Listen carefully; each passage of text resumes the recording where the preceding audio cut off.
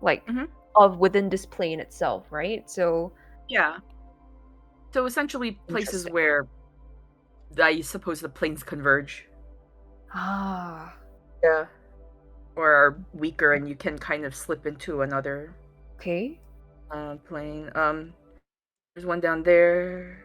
Any, I guess. I don't know. Would anybody else like to take a closer look at this map and perceive any other weaker spots, maybe? I wonder if there's any up north, And they were, I don't know. Are you saying this like sort of like out loud? Are you guys in like a little group huddle, basically? I guess we'd come over at least like when Oberon mentions it. Like at least Salome would go over to have a look. Like I can't see the map if I'm standing far away. So true, Bessie. I think Kevin will also go take a look as well. This is public. Yeah, we're just doing like a football huddle. I guess. Yeah. I mean, Avani can look over Oberon's shoulder. Yeah. Yeah. Okay. As you guys are sort of huddling over the map, there is a bit of like a shadow that also like sort of lands on like across it. The Kingfisher is also just very subtly scuttled over to look at the map, and I think he's next to Avani, and he just because I think he's Avani. How tall are you again? I think like 190 or something like that. Yeah, you guys are like the same height, and he sort of just leans next to you, and he's just like, "Oh, Miss Avani, what the hell what incarnation is happening right now? what in the blazes am I?" So I can like Kingfisher can see. Right. We're in the Feywild right now. Yeah, that's kind of a problem, isn't it? Wait, where were you before anyway? How did you get into that bottle? How about we start there? He makes make me Amani, you can make me an insight check real quick as you're like talking to this guy and you're telling him where he is. Okay. Sus. It's like all of a sudden you're just like, yeah. Oh, I forgot to tell you we're in the Feywild. Wait, actually, before that, where were you? Where were you? How did you end up in this bottle in my hand? Holding up the map. It's time for interrogation. Kingfisher interrogation. I'm going to guidance myself, right? Yep. Feel free. As soon as I can. Yeah. Okay. Is that how this works? Okay, no, it doesn't. I forgot it doesn't automatically roll. Never mind. Let me roll the insight first because that automatically rolls, and then I will add the d4. Yep. Oh, you don't need to. You crit. You don't need to, Amani. You're rolling at 20 and at 4. Okay. Jesus Christ. Okay, yeah. You just want to know so bad. Brother, you're locked tell me in. the truth, right? You're locked in. Amani, you know a lying boy loser when you see one, a lying man loser when you see one. Not lying per se, I think. Lying is the wrong term. I was hasty. I think like observing Kingfisher in this habitat that you were not expecting to find him in, you can see when you say Feywild, clearly on his face, like a sort of emotion almost of panic and a little bit of disgust, like just like he smelled something really bad just for the briefest of moments before it turns like impassive again. He like you can sort of surmise from your incredible insight into him and his facial expression that like A, he did not expect to be here, and B, he doesn't want to be here, like quite to a very strong degree, like finds distaste when you tell him he's in the Feywild.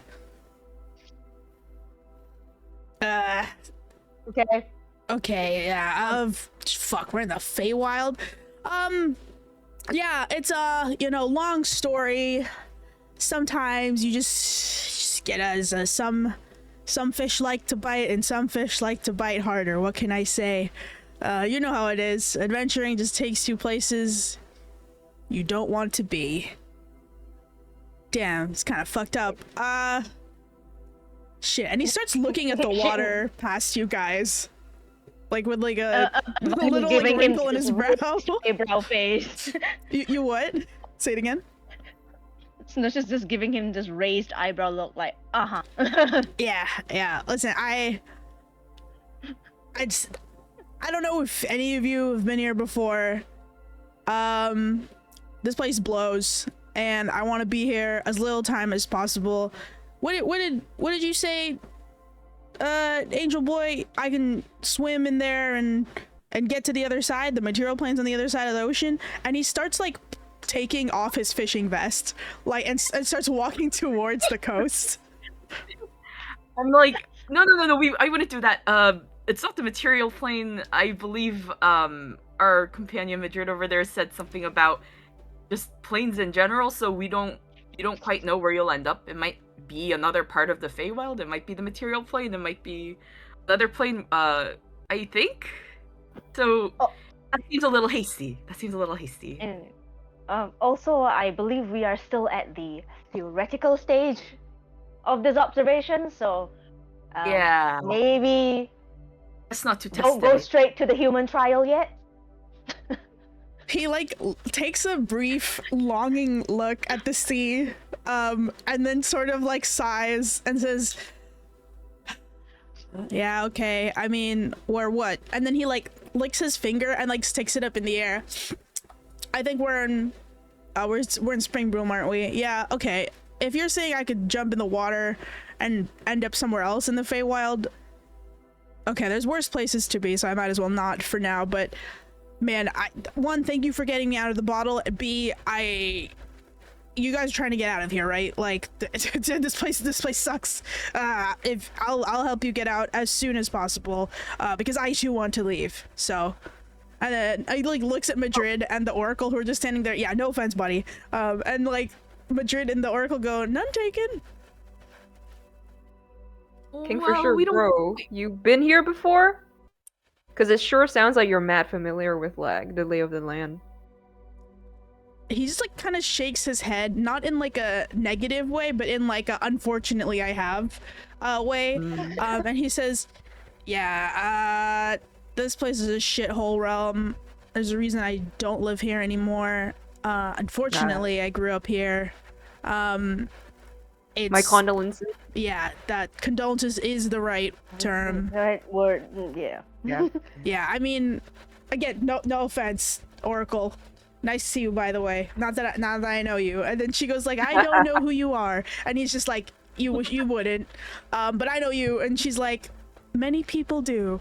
And Madrid sort of like starts to stand in front of her a little bit so that he's not talking to her. And he like folds his arms across his very wide, meaty chest.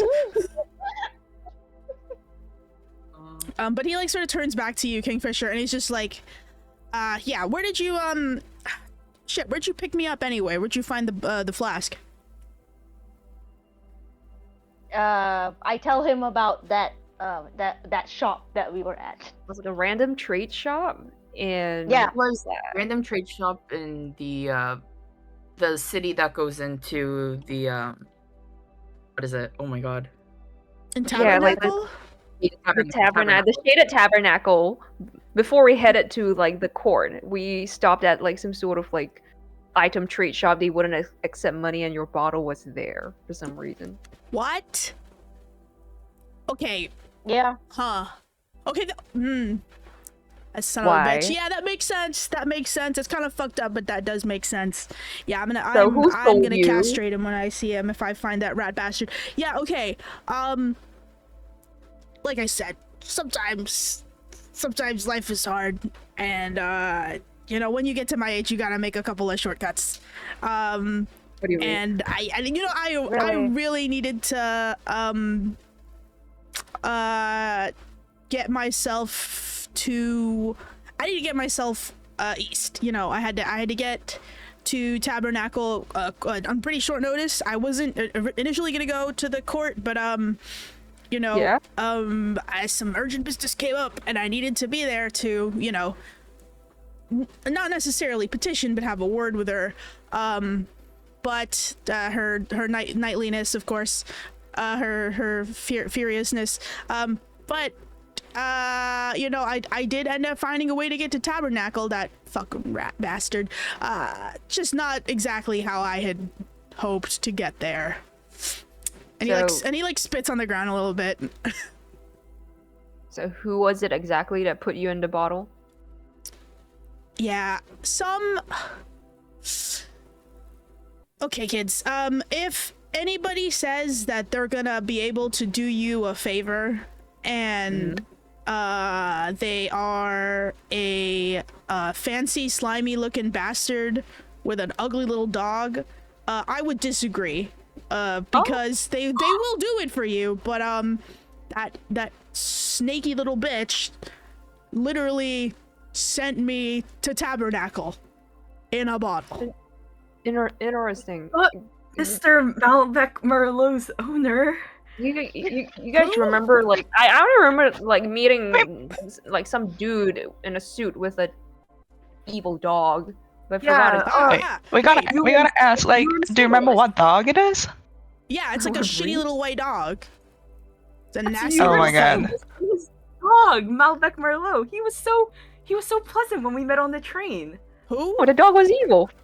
Urim Sevelus and his little white dog, Malbec Merlot. I suppose there may be another man out there with a small little white dog who looks vaguely rich, but Wait. Someone remind me. Did that guy tell us, like, what he worked as? He was a drow also, right? Was he? He was a drow, correct. You scroll through the NPCs. I'm like, boy, whoa, that's interesting. It's nothing but so polite and so helpful when we were on the train, the Snakeway. Huh. Well, did you happen to meet him on the Snakeway, I mean? Yeah, I was taking the train, the Snakeway up to, you know, as far north as I could get from... I'm sure you guys took a similar route, right? Like, you were leaving the island and trying to get up to Tabernacle. I was taking a fast train up there, found my way onto the first class cars, because, you know... And he sort of, like, tugs his fishing vest a little bit straighter. I was like, the monks treat me right. And so they got me a nice ticket, an express one, no transfers. You know, not to be sort of self-immolating, but I knew I shouldn't have trusted that bitch. But he said, you know, from, you know, drow to drow, you know, say would come from the same, you know, the mother above us. You know, he promised he'd get me to Tabernacle, and, like, I guess he won't be struck down with hailfire and lightning, because he technically did it, but I think this is against the spirit of the thing, isn't it? It's against the spirit of the promise. Yeah, fuck you, Urim. What'd he say his name was to you? Urim Sevelus. That's and not his fucking name. That's no self-respecting drow mother would name their kid anything as ugly as Urim. No, that's not his name. Hey, what did he call himself when you guys when he introduced himself to you? He just called himself the Snake. But in, like, and then he says a word in do any of you speak Undercommon? Yes, me and Kevin. He says he says what something that sounds like the Jade Snake, but in Undercommon. Oh. A mafia boss. That's not a name that rings any bells for everyone? Well, at least me, Or Kevin? Let me think. Who of you would know this name? I think Sonmei and Kevin. Can you make me history checks? Wow. Hako would if Hako was here, but Hako drowned, so. No, Hako's on the floor. Recovering from the traumatic incident of drowning. Yeah, Hako was on the floor. I got 11? Nah. Yeah. Does not ring any particular bells. Especially to Sonmei, because it's not in common, and you're like, I don't know what that noise means. Yeah, I don't speak the language. Yeah. Jade Snake. Huh. So was this just did you strike a fair deal with him, or was it just he would grant you a boon essentially, and that's what he did? No, we were we're doing a trade. I had some particularly nice like southern sea serpent scales that I had, you know, just kicking around it back in the old the sack of holding. And I think the man's a collector, as many of the strangely wealthy bastards with no indeterminate wealth are. And so I you know, traded him that for, you know, what he said was quote unquote the quickest passage to fucking Shader Tabernacle I see. that there was. And so we did the deal, we shook on it, and then, well, now I'm in the Feywild. So yeah, if he tries to make it to you guys said you met him as Urim or whatever. Yeah, I guess you can keep calling him that. But I wouldn't trust the snake as far as I could coil him. That's for sure. His name's not Urin, it's Urim. Fuck, bro. Like that. Jesus. Oh, Charles knows that. I know Charles knows that. Huh. Interesting. Well, Well, aren't you glad I bought it? Oh, yeah, listen, if anyone would have bought it, I'm glad it's you guys. I know we got off on like a weird foot when we were on the island, but truly, you guys are not that bad. Yeah, not that bad. That's for sure. And I mean, listen, any little juniors of the old cap there ain't that bad. And he's like sort of gesturing vaguely towards Oberon. I'm like, well, Oberon, give Uncle me a Kingfisher. what's your passive insight, Obi? 19. You can tell he doesn't remember your name. Oh, that's yeah.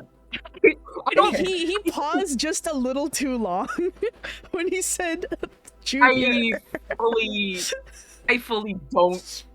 I think I like as Oberon is like, yeah, no. I think he with a doesn't seem like the 19, type to you remember. can tell he actually doesn't remember most of your names except Avani's.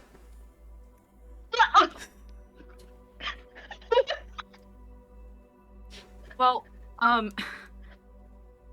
I wouldn't say we're his juniors, but okay.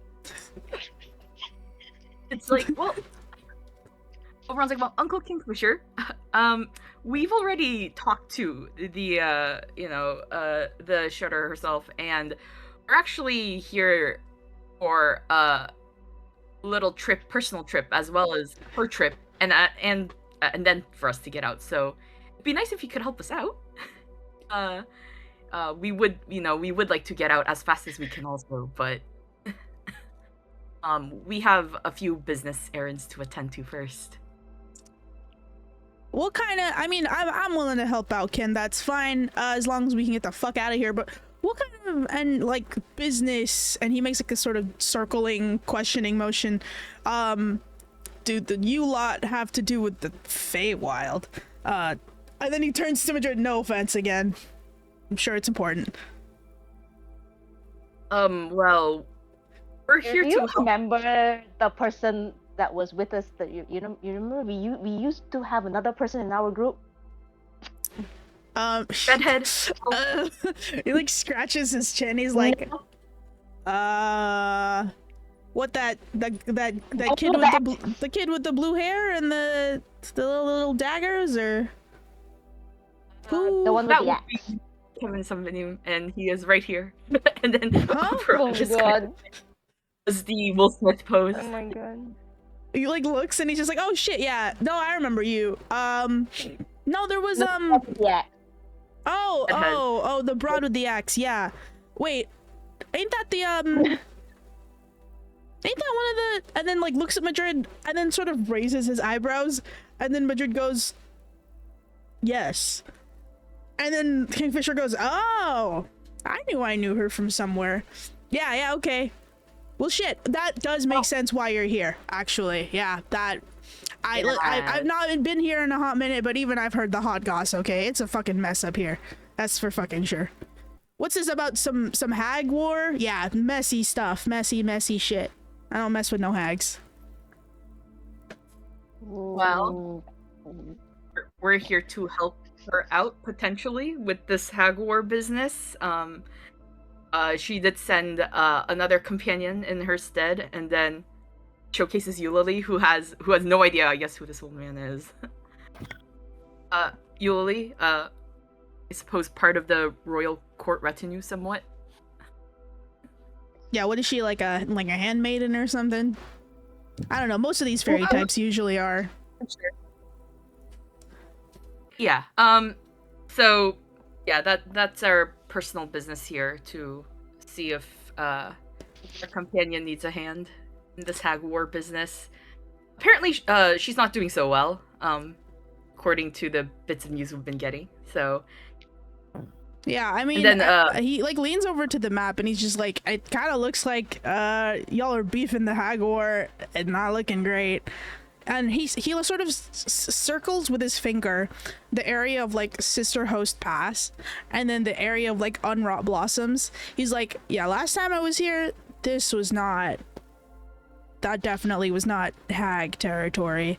They're usually stuck around Yaga's tower, sort of mucking around in that part of the swamp, but the fact that they've basically conquered most of the Summer Court's southern lands does not bode well, that's for sure.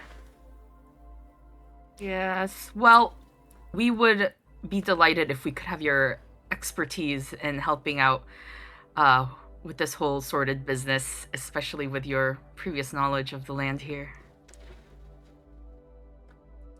Oh, and I suppose another retrieval errand of sort from the shutter. That's what we got anyways when we passed those trials. Oh, you guys finished the old the trial business, is that right? Yes, Yep. her realm That's was why quite we were in the Shaded Tabernacle. Ah, well, I would have seen it if I was not in a bottle. And I'm sure it was great.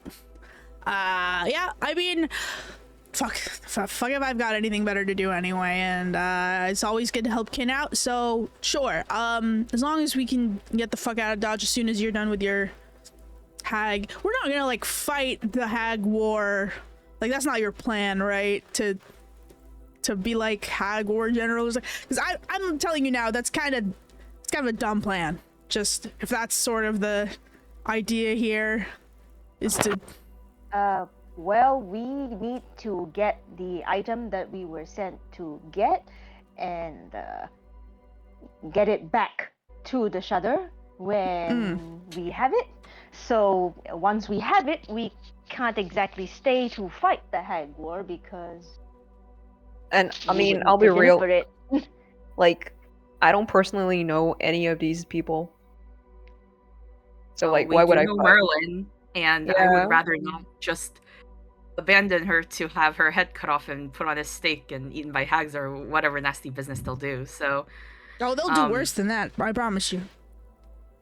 well, wonderful. Thank you for that edification. So, yes, we should probably get out quickly whenever we finish the shutters errand, but it would be nice if we could also help out a fellow party companion somewhat. Yeah, I mean, extraction I can do. I'm good at fishing up junk anyway, so I can definitely help out with that. Do we got a plan here? Why do you have the Oracle with you anyway? Isn't she like a big shot up in the bay? Like, what is she doing here?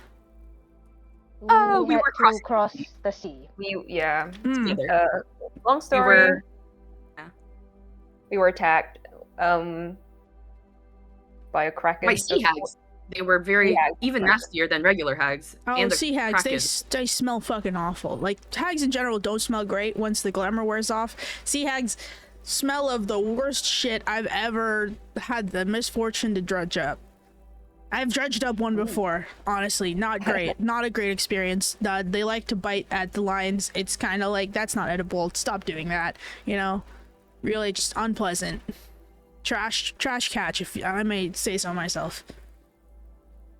Yes, well, Good to know. yes. wait. Also, Monica, another moment for Dr. Ali Luke's. Stop posting the smell PhD. What can I say? Jesus. Smell politics. It's so relevant. No. Crazy. So relevant. Yeah, crazy that you have that picture on speed dial. Not for Google. It's just Okay? that timely and relevant. Yeah. Yes. Well, you know. Does it? Yeah. On this note, Avani will be like, good to know. He's writing a thesis on hags. Oh, that I am.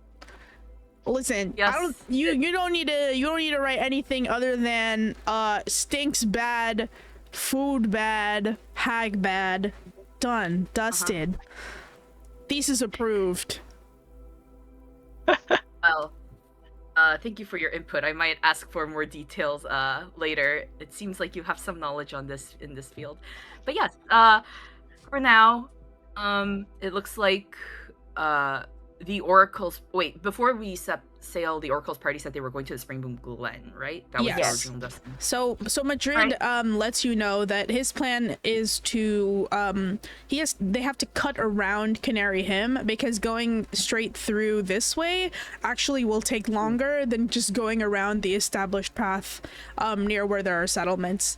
And so he says his plan is to get further east, cut north, following the river, and then turning into Springbroom Glen. So just going around this mountain instead of just cutting through, because this is like kind of no roads. That. Yes. Mm-hmm.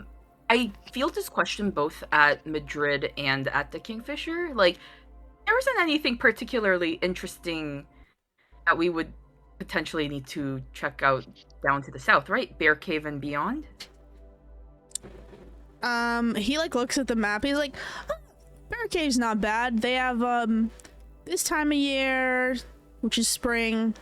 Granted, it's always spring, but I think we're in the top half of it.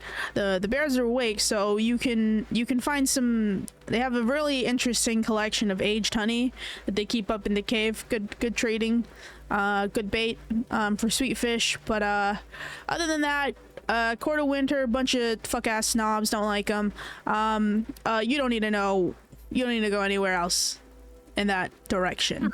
And he just gives it like the stink eye. I believe our ultimate destination is actually Autumn Home. Right? Autumn Home, thereabouts, yeah. I don't think it hurts to stop by Springbloom Glen. Yeah. I don't think It's on the way. It's slightly on the way. I mean, I don't believe that the shutters the shutters thing we need to retrieve is there, but we could check it out nonetheless. I think Cover our bases. It's true. I think it could be at least like, well, it is on the way, and if we could cut across the base somehow past Springbloom Glen, that may be faster than like, you know, going the long way Taking the about. land route. Yeah, Silky Bay Granted, I is don't know. also where the Oracle's what do you call it? I believe where I said the Oracle's what do you call it?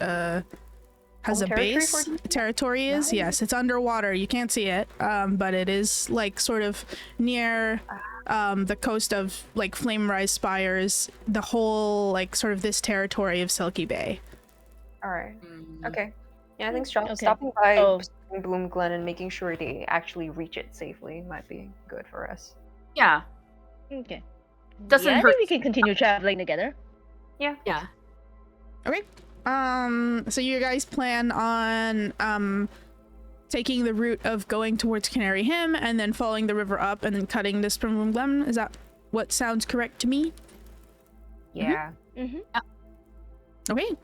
If there's anything else you want to do, speak now, or Madrid will start to gather up whatever few merfolk are left. I think the two guards that are like actual warriors did not die. Like, they're chilling. I don't think they got hit very much at all.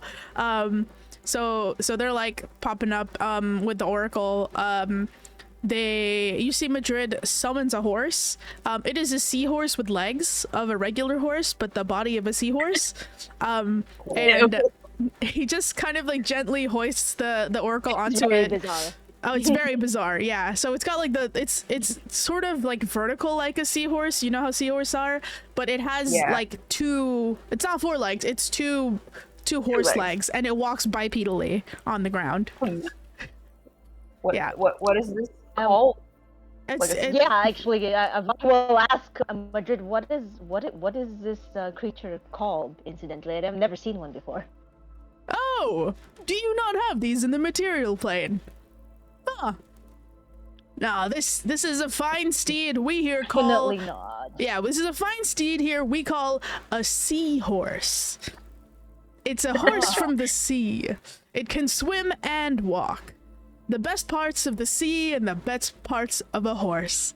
And it just sort of pets its nose, ? And it sort of like waffles. It's like whinnying, but it also kind of just sounds like bubbles popping. Is the noise it makes. It's like this shimmery, like tealish color. And as he's petting, he's like, her name is Coral. She's a good girl. And it like whinny bubbles a little bit more. Yeah, it's sea space horse. It's not one word. You're correct. Yeah, and she, I was like, well, you know, we sort of have a similar creature in the material plane, but it doesn't have horse legs. Oh, They're much smaller, I think. Yeah. They're very smaller. I only seen them dried, I believe, in markets, and they were very small, like the size of your hands, you know? The oracle like sort of picks up her hands and like covers the seahorse's ears and like kind of makes like soothing murmuring noises at it. Madrid looks horrified at the idea of a seahorse without legs. He's like, what do they? Oh, barbarism! Do they just amputate the legs off? Is it like how you cut the tails off of little doggies' butts so that they have little curly tails instead? Is that what they do? No, in the material plane? No, I don't think they had legs to begin with. Oh, what poor monstrous creatures they have there. Your futuristness, you needn't ever go to such a horrible place. And she just sort of like nods sagely, like I would never go there anyway. I guess while everybody's packing up and ready to travel, and is distracted by Coral, the sea space horse. Space horse, correct? Sea space horse. Can I kind of like what is it? Get up next to the Kingfisher and be like, so Uncle Kingfisher, on your travels, I was wondering, have you heard any news about Uncle Hector, perhaps? Oh, your old man. Yeah, actually, I had a chat with him right before I got on the train. He sent me a missive. Says he's been poking around. Ooh. Where was that guy poking around? He was poking around the East Coast near Uryu's Maw, I think, last time I heard of him. He says there's something he's heard rumor. I think he's in like the sort of beginning stages of figuring it out. He has heard rumor that there's something up near the Maw that someone in the city is digging up. Mm-hmm. Someone in Hyen, some big merchant, ne'er-do-well. They've got an operation going on. It's quite up north, I think, right close to that fucking, I don't remember that town's name, that border town up in the snowlands. But they've been dredging up something big there, and so he's sort of been poking around the fringes trying to see if there's anything interesting. He invited me over to go go with them. I'll back up, help have a look later. I do know quite a few merchants up in that area. You know, they're some of my most fervent purveyors. But yeah, I know your unc's up in Hyen at the moment, near the Maw. Oh, okay. Overall, lets out like a relief sigh, and it's like, well, thank you for that. I knew my family was wrong when they kept telling me he was dead. Nonsense. I'll probably try and find him when we have the free time. It'd be good to catch up. Yeah. But yeah, thank you so much for that. Yeah, no problem.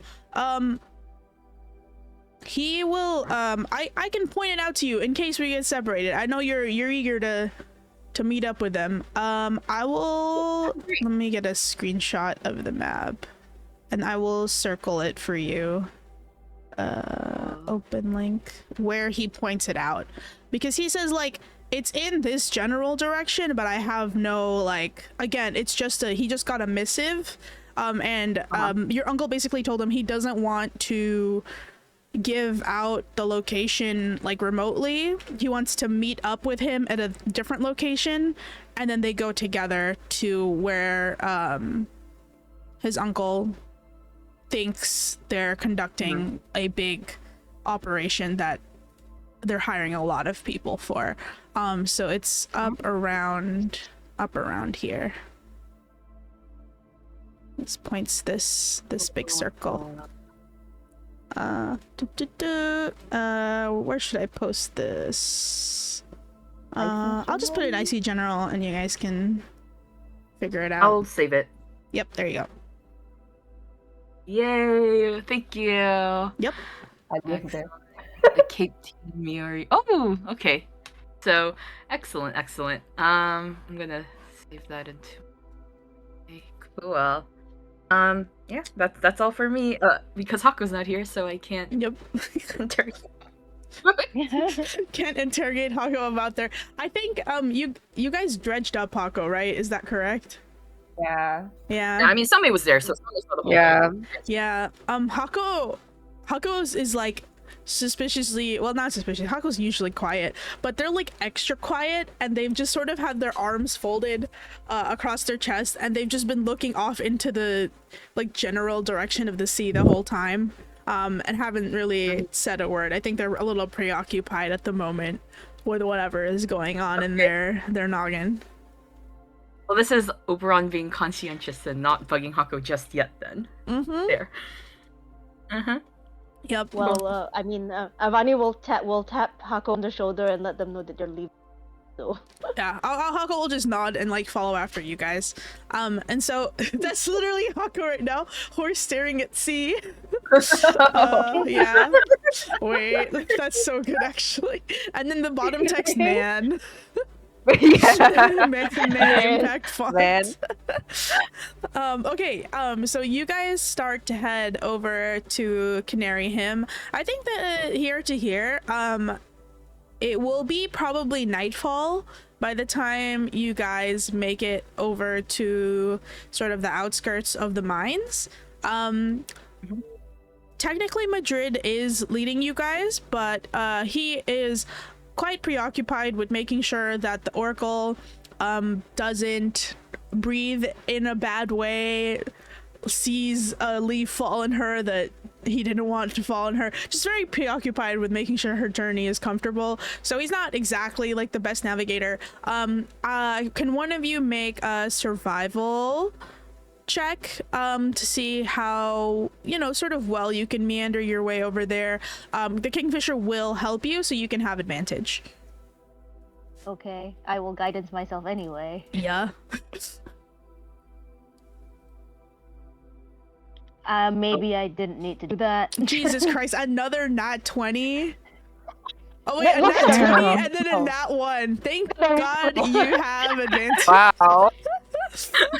That one is from Kingfisher. I think Avani is like on the ball, but Kingfisher keeps like mumbling under his breath about how much he fucking hates this place that it distracts you just a little bit. But you learn very quickly to tune him out, and you manage to sort of navigate your way through the very confusing forest, and you guys start to hear the sort of like, there's a constant bird song where you guys are at the moment, but it starts to be drowned out by the sound of rushing loud water, and you come across what looks to be like the entrance of a mine, and there are, let me move you there 1 second. So it is night, and you sort of come across there we go. And so you find yourselves sort of at the entrance of the mine. There is some fortification, a little bit of a camp around it, but by the time you get there, it is well and truly like sort of dark in the way that it kind of gets dark in the Feywild, but not really. But time Like here summers does. in Alaska. Sorry. Summers in Alaska dark. Yeah, like summer's in Alaska dark, so it's like night, but kind of not, because you can still see pretty clearly. But they do have some blue flickering torches lit. You can hear like the quiet din of a camp that has finished mining for the day.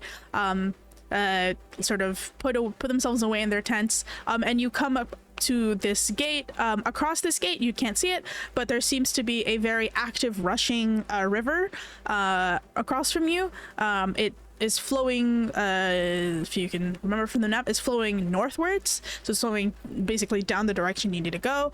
And yeah, you guys find yourselves at this camp. There's there's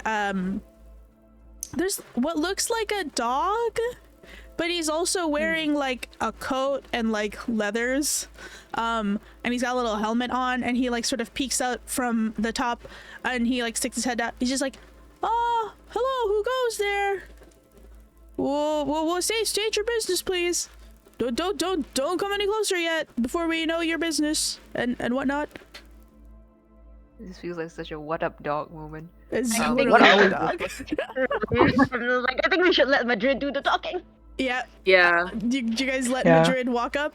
Yeah, we're gonna Madrid to the talking. Yeah, like the man here on official business. It's so true. Yeah.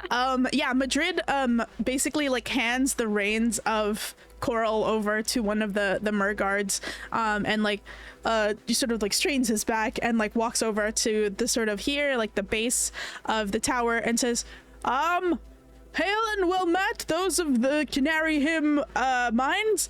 I'm Sir Glassgrim of the House of the Oracle, escorting Miss Whistlesand, her futuristness oracle herself. We have urgent business in the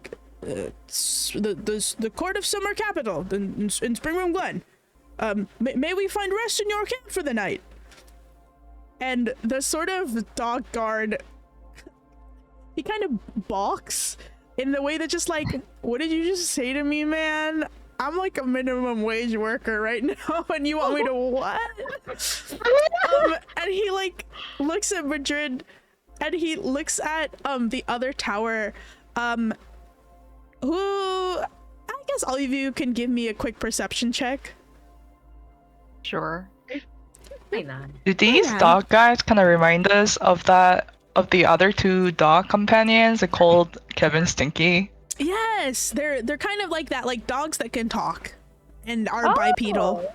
They're quite similar. They're not the same breed, of course. This guy is a he's a cockapoo, so he's got like sort of brownish hair, and like curly long like ponytails on either side of his head. But yeah, it's a dog person. Yuli does not give a shit.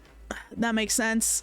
The nat 1 perception check. My girl is asleep. She's sleeping. I think Yuli, you've been in charge of Kingfisher for what was it, 24 hours? What have you made him do in the like 8 hours that you've been walking? He's carrying her bed. How is he carrying you? How have you instructed him to carry you?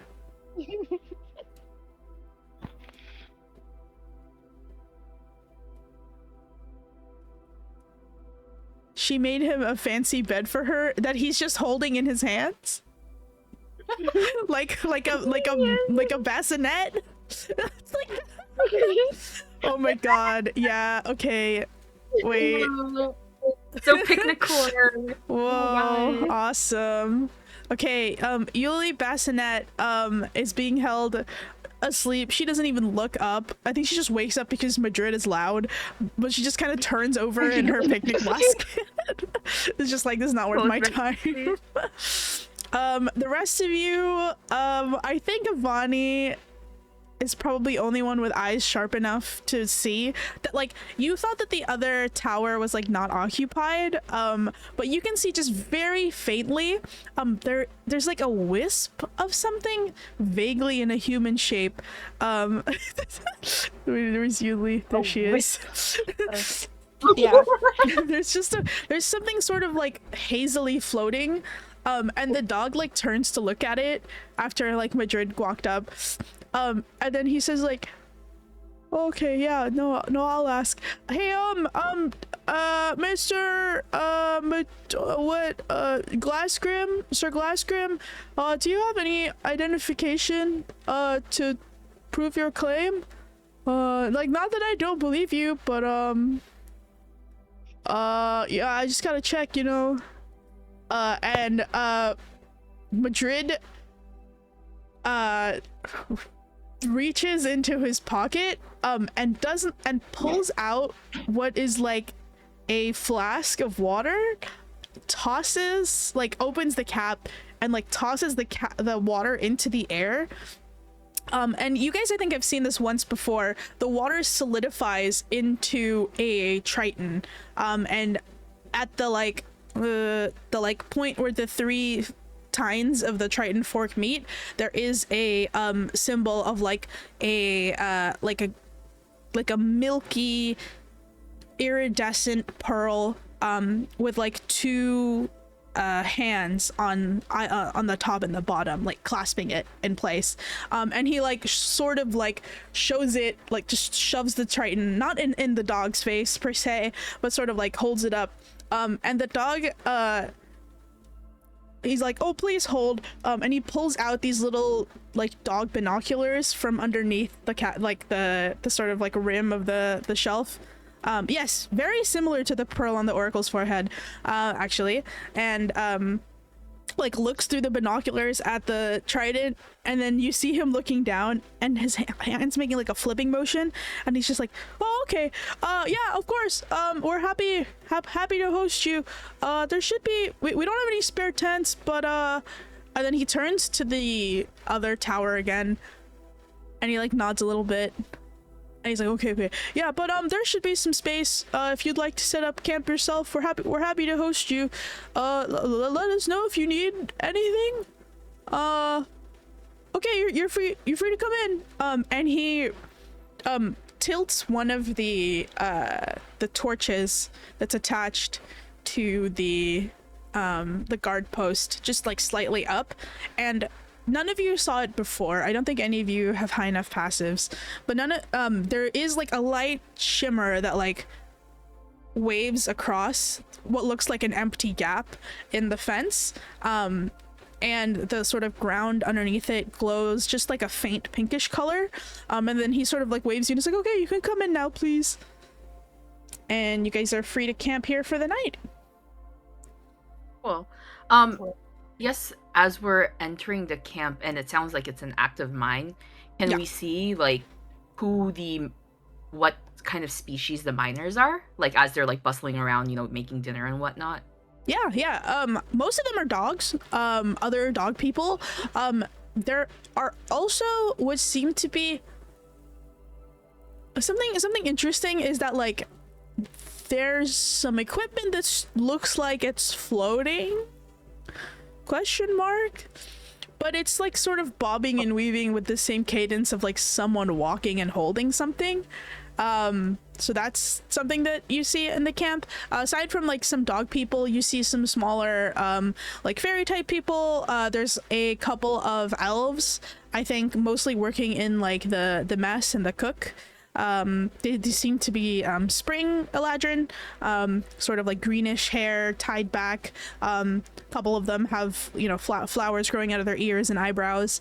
But yeah, just like a mix of mostly like dogs, elves, and invisible things, question mark. Invisible, like the thing that the tower? Yeah, it might very much be similar to the thing in the other tower. I turned to Kingfisher. I'm like, are there invisible sort of fae holding that pot going by? What species are these exactly? Oh, yeah, I guess you can't see them. Yeah, that would make sense. They're shades, basically. I think in the material plane, people call them ghosts or spirits or some incredibly reductive, almost species sort of term. But they're like, kind of like the remnants of, if a person was alive, but not really. But yeah, they're pretty decent workers. They work better at night, so mostly you get shit done at night when the day workers are tired. So they're probably about to go on shift now. But yeah, they kind of just like to mill around and live their lives, same as the rest of us. How do you communicate with them? Is there a language you use? The shade language is kind of hard to hear. Usually it's only the canids who can really pick up on it, which is why a lot of them work together. Is kind of, if you concentrate real hard, you can maybe hear it, but it mostly kind of just sounds like high-pitched whining to me. Interesting. So Interesting. if any of the Feywild denizens die, they can come back as shades? Not really. So they're not really, like, how do I say this? There's no connection between who they were as a, not shade versus who they are as a shade, right? Like, they don't, as far as I know, I don't have any shade friends myself, but I know a guy who knows a couple. But I heard that they don't know anything about who they were before they were a shade. And so they just kind of live their lives as a second life. And there's no sort of case that I know of where they've connected the two. Probably for the best, right? Seems like a pretty neat gig, getting a second go around at stuff. Not that it's your second, you don't know anything about your first, but... Interesting. But they understand us just fine, right? Yeah, we have trouble hearing them. Yeah, more or less. Hey, they make, I heard they make good spies if you don't have any cadence in your retinue. Madrid just sort of like cocks an eyebrow and he's just like, not that I'm saying anything, big guy. What? Nope. Sorry? Yeah, like he turns to Madrid after he says like, I think they make good spies, because Madrid's just sort of like coughs. Yeah. And then Kingfisher's like, I didn't mean it like that, big guy. Hey, I'm sure you fish people can hear them too. Yeah. Anyway, I'm gonna go set up You don't camp. have any... He Sorry. If you don't have any... What did you party? Canids, like, because they have like dog people. Yeah, superhero. Right? Yeah, basically, the shades are like spirits that are corporeal to a degree, who have no recollection of their previous life, so they're just living out their life as shades. They live, work, eat. Nobody knows if they reproduce. People usually can't see them. Ooh. And they do speak, and they have like the ability to communicate, but unless you are a dog person who can hear like super high-pitched noise, is what Kingfisher is getting at, most people can't hear what the shades are saying. Which is why if you're working at a place that has a lot of canids, it's likely that they will be working with shades as well. Interesting. Right. Dog people. Dog people. Well, you just have to be able to hear Dog at the people and their ghosts. Okay. Yeah, Cool. dog people can hear ghosts. Awesome. I guess then we'll just set up camp for tonight. Yeah. Yeah. Cool. You guys can set watches if you'd like, but I don't think you have to unless you really want to, because you are in a place that's technically like a settlement, right? Yeah, actually, I keep forgetting you got the dog with you. Damn. Kevin, where is Olive? Remind me. Where did you put Olive while all the drowning and the ship being torn long ways is happening? Yeah, Kevin also forgets the dog, so I forget the dog. He's just milling around, I think. He's just walking around. Like, Okay. it's not a dog, it's a wolf. That's you know. true. He is a wolf. He's technically a direwolf from the Feywild. Olive is Yeah, under his so- turban. Olive's under the turban, yeah. Actually, that makes sense. That's where he was the entire time we were running. We were like swimming in the ocean. Yeah, that's the only way you could have your hands free, right? Put them on your Yep. head. True. Sure. Yeah. I will remember that. Let's say I put him on the ground though, like once we made ashore. Okay. Once you sort of like come into camp, like when you guys turned in to canary him, Olive started squirming if you were holding him, and so he probably hopped like out of your arms and has been like pacing while Madrid was having that conversation. And then once you're in the actual camp, he sort of darts off in like the direction of the mines, actually, once you're there. Oh. Kevin, get your dog. Oh, we should go after him. Yeah. Yeah, Kevin kind of just like squeezes past all the workers. Oh, sorry, there goes my little guy. Kevin, Oh yeah, and just gives a little chase. Kevin, give me an insight check real quick as you're running. I would say with disadvantage because you're actively trying to. Disadvantage? Yeah, disadvantage. 15. Avani will go with Kevin for to get the dog. Yeah, okay. I think even with a 15, you can tell, your dog running around, some of the canids, like, do a double take when they see a dog running on all fours. Oh, no. Like, into the cave, and they, like, give you just, like, a shocked, like, look, like, oh. Hey, that's all the direwolf. Yep. Like they've never seen a dog on all fours before, even though direwolves are from the faith. Yeah, I wonder why they're a little shocked. But yeah, Olive sort of like bounds over to the cave, and like just starts barking at the entrance. Yeah, Kevin just kind of goes up and say like, "Hey, what's up, little guy?" As if he can speak with animals, but he can't. Yeah. Olive just starts like barking, and he starts like spinning around in circles around your legs. That's why Avani went along. Actually, she wants to know why he ran off, and she can speak with animals. Yep. Are you gonna cast speak with animals? Yeah, it's free anyway. That's free. Yeah. Okay, you cast speak with animals. Olive is like panting and like running in circles around Kevin's like legs, and he's just like, jerky, there's jerky. Oh, there's jerky. Oh, can we go in, please? There's jerky. Please, I can smell the jerky. Oh, that's good jerky. Wow. Avani tells Kevin they keep their jerky stores in the cave. Oh. Olive says Okay. it smells really good. I don't know if we have the currency for this, but we can at least just go check it out. And like kind of just like holds, just carries Olive into like with this jerky store, just in case he kind of darts off again. Yeah, you can pick up Olive and like try to make your way to sort of like the front of the cave. The entrance of the cave itself. We'll pat Olive on the head and say, "Yeah, let's see if we can get some of that."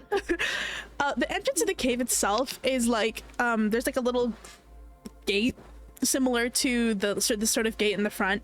There's a couple of canids milling around in the front, and what you think are some shades based on the sort of torches and tools they're holding.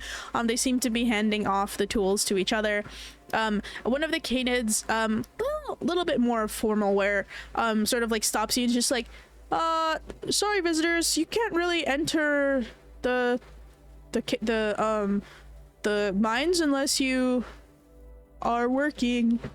I think you're just visiting, so please make sure to keep to the grounds. And he keeps like darting to like look at Olive in your arms, like, what? But he doesn't say anything specifically about that. He just kind of just gently tells you, hey, this is a working zone and you're not wearing, proper PPE. So if you could just make sure to stay within your designated camping area, that would be great. Thank you. There's some. Oh, Huh? are you done with your shift? And he sort of like tips his hat over to what looks like a floating helmet.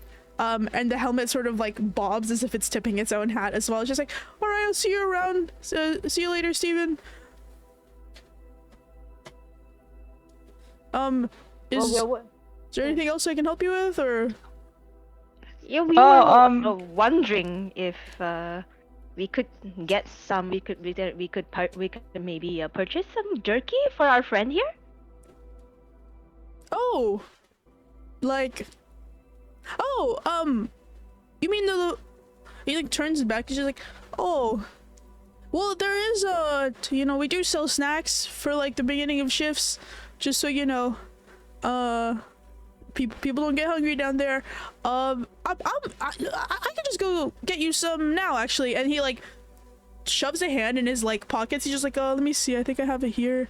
Oh no, oh, okay, here. I have a batch. And he pulls out what looks like a dehydrated like mutton leg. It is definitely not like small. It is definitely just a dehydrated mutton leg, and he sort of presents it to Olive, almost like very gingerly, like very gently. He's just like, is this what you were looking for, sir? Directed at Olive. And then Olive, you can hear Avani says, oh, jerky, yes, jerky, please. And then like with both of his paws just starts like pulling it towards himself and like starts going to town. Oh, yep, Thank you that's so much, sir. no problem. It's happy to give it away to anyway, thank you so much. Yeah, please make sure you make your way back to your designated sleeping area. Yeah. You know, don't want any rocks falling on you or anything. Haha, that would be bad. Yeah, thank you. And thank you for the jerky. Oh yeah, anything for a okay, yes, goodbye. So Avani, it wasn't just me noticing that, right? I love how he keeps stopping because he doesn't know what to refer to Olive as. You could tell, both of you, you don't need a roll, that like anytime he was trying to like look at both of you in the eye, he like couldn't help but just talk at Olive instead. It's kind of like when you're trying to like pay for the bill at a restaurant and the waiter like doesn't know who to talk to, who's paying the bill. That's sort of the energy this guy was giving off. Did he seem like horrified or like? Not horrified, no. More confused. Okay. But he was very polite. Awesome. Like he kept, I guess. stopping because every time he tries to refer to Olive, he would stop. Like, I don't know what to call this. Do they not have like? Wait, I thought this guy is from this area though. What? Let's get back with others. By the time and, like, you see. guys make it to back to the camp, Olive has finished half of the mutton leg. Well, I guess this little guy doesn't need dinner. No, he opens his mouth and like a piece of it plops on the ground and he howls. He's like, no. I need dinner. Olive needs dinner. Baby needs dinner, please. And there's like, when he howls, it is loud, sorrowful, and very sonorous in a way that you have heard before, in that cave previously, and also in your trials, you've heard a similar warbling howl. Towards the tail end of his sort of like sad like baby howl, you start to hear like first at the edges of camp and then sort of like coming towards you, resounding echoing howls from some of the other canids, equally sorrowful, maybe less powerful, definitely just as wet and pathetic. And now the camp has started to howl in unison from all directions. You guys in the camp who have not like seen them come back yet sort of are jump scared by like the cacophony of howling that's happening throughout the camp. What's going on, Bunny? Why is he howling? No, he's dismayed at the thought that we're not including him for dinner. No dinner for baby. Oh. He lets out another loud one. You can't have dinner, little guy, but are you gonna have enough space after eating all that? Olive's so sad. Olive in the turban. Olive in the water. Olive no dinner.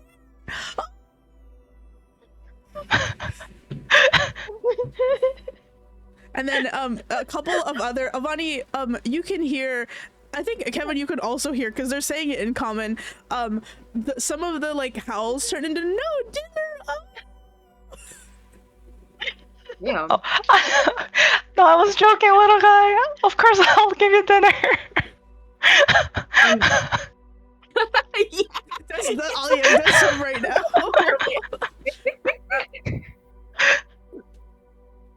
I think Oberon comes back with dinner, like, I don't know, procured from like the whatever mess hall they have.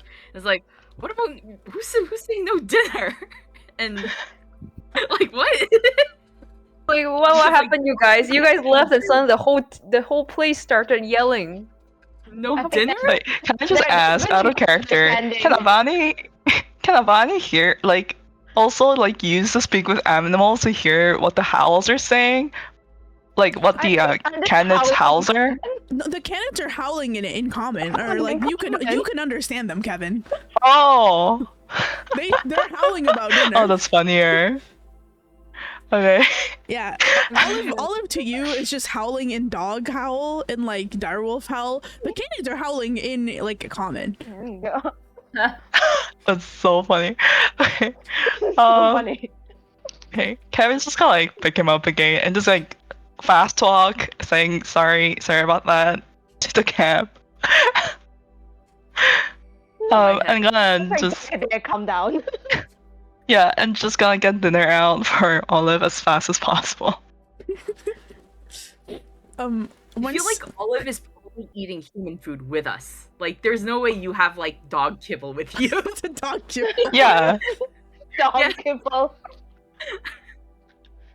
Okay, well, I guess probably like, I don't know, me and Same went to get dinner for everyone, so Yeah. we're ending up dinner. And we're standing around being like, guys, they're gonna think we're mistreating their dog, man. No. We're not animal. Like, no dinner. Wow. Yeah. No, let's get dinner.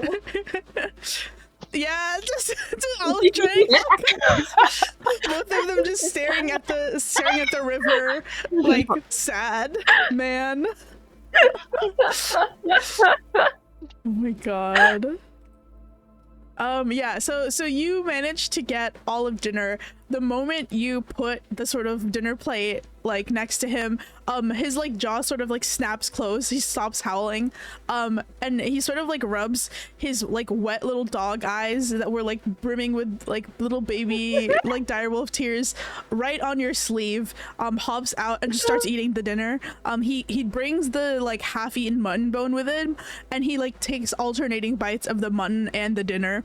And like when he like snaps his jaws closed to let the howls end, the rest of the camp slowly starts to peter out and stops howling as well. But you hear one last wail of no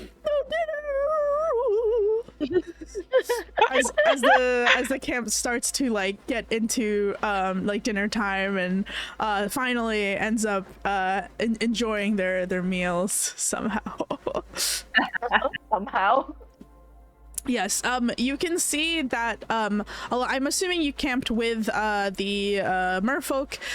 They're not eating from the mess hall, but they are eating some stuff from the river that they, part of the river sort of goes into the camp as well, and so they managed to fish up a couple of like clams and mussels and stuff, and they seem to have like steamed them open and are eating that.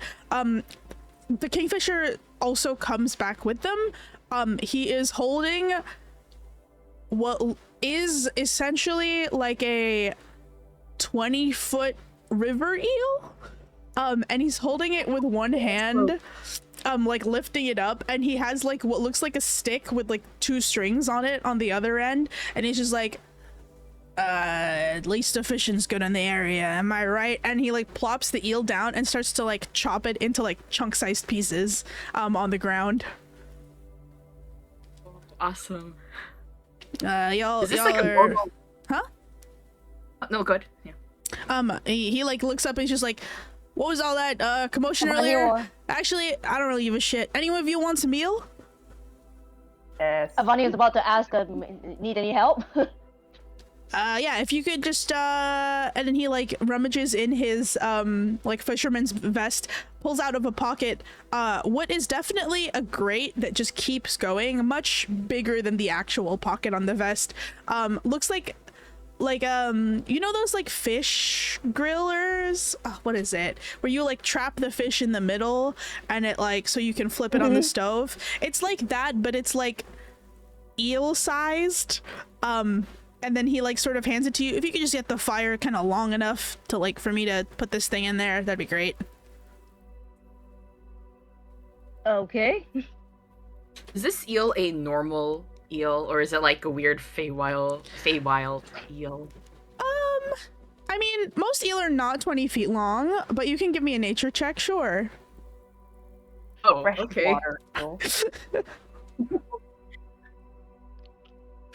12. I guess I will roll 2 since I'm clear staring at it. Yeah. Yeah, both of you can tell eel are not 20 feet long, usually. At most they are like a foot long.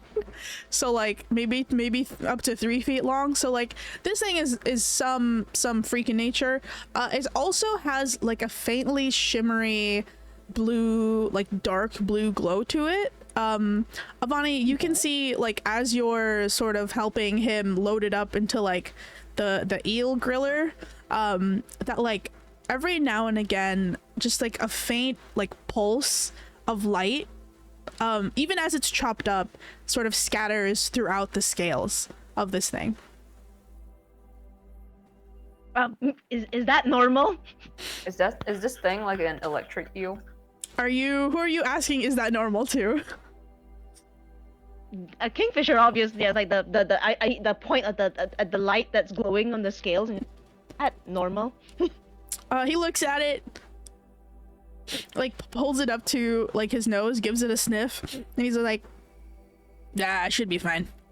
And then like goes back to like putting it in the cage in the eel griller. Go. Well, okay. And so he starts grilling the eel. Takes him maybe like, I don't know, 15 minutes. And he's like all the whole time like sort of seasoning it with various like jars and sauces that he just pulls out of his fishing vest. It's many pockets. And it's like the sort of smell of like sweet, salty, like eel meat starts to permeate throughout your guys' camp. It smells really good. It smells quite nice, actually. It has that sort of like char of like when you start to char something that's been marinated.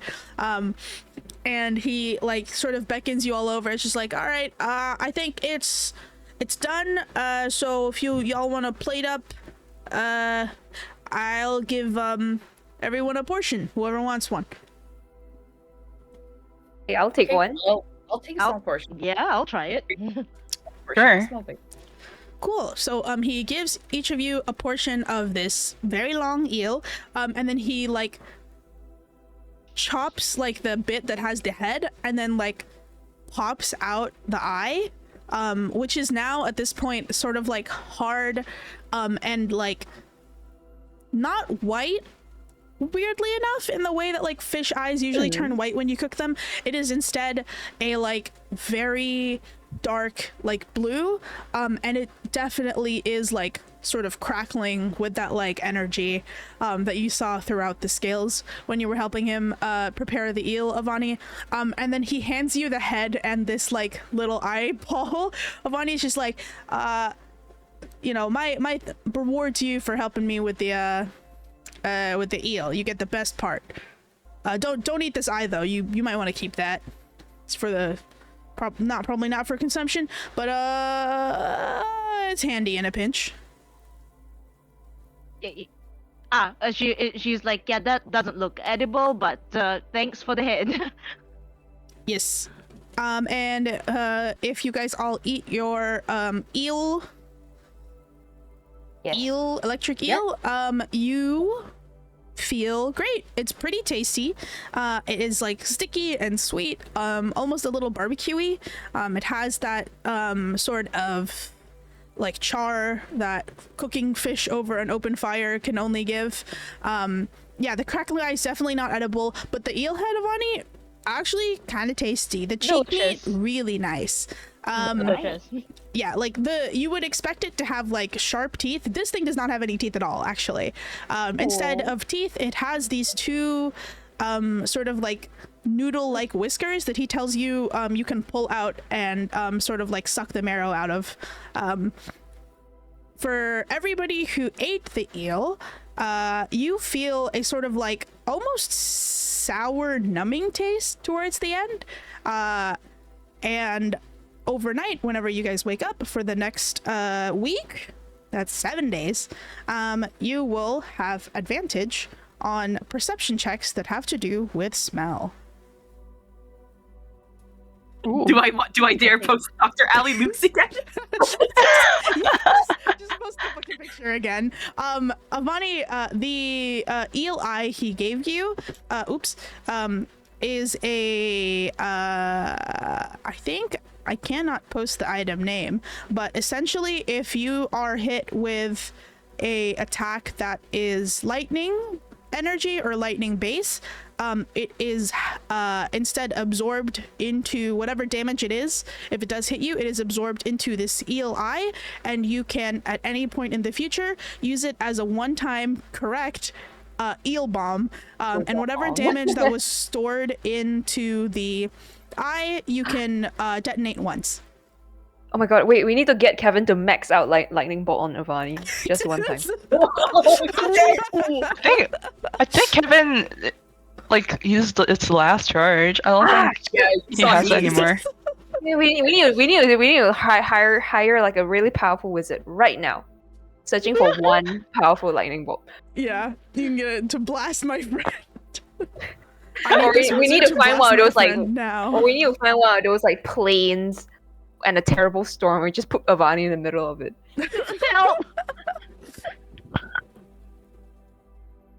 But yeah, you guys have that advantage. Remember that you have it. Advantage on smell, and Vani, you specifically have the this eel eye that stores electricity. Does use lightning damage, right? Lightning damage specifically, yes. People of the sea can cast lightning spells. We can ask Madrid. Like anyone of his bros knows like a powerful wizard. If you ask Madrid and Thalassa to lightning shock Avani, Madrid will look at you with like the look of like, why would I waste my noble and divine powers on smiting someone who is not my foe? Truly sacrilegious.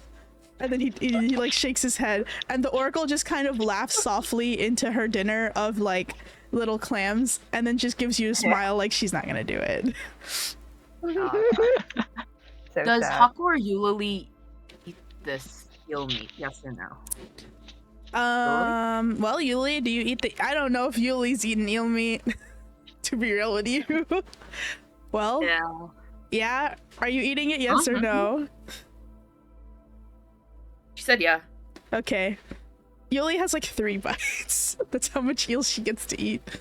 Someone ping Yadi and ask, does Hako eat? Yes or no? No other context. Okay. Taco eat. That's it.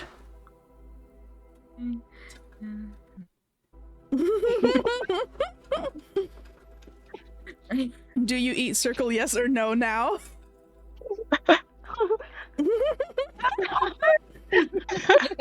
Yachty We should on all her trip ask. being like, what's happening right now? The same question.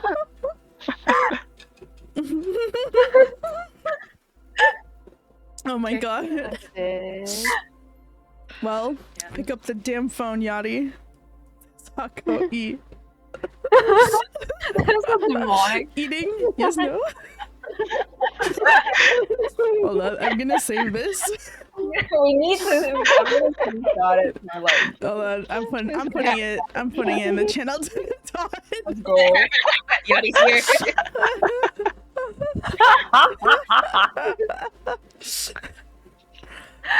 Okay, but So, what? do What? you now Technically, yes do or you- no? Is that a no or a yes?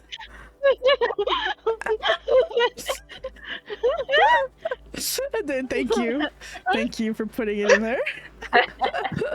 Wait. Well, Yachty, if not, I'm gonna say no. Yeah. Okay. Yeah. Okay. Okay, Akko also gets it.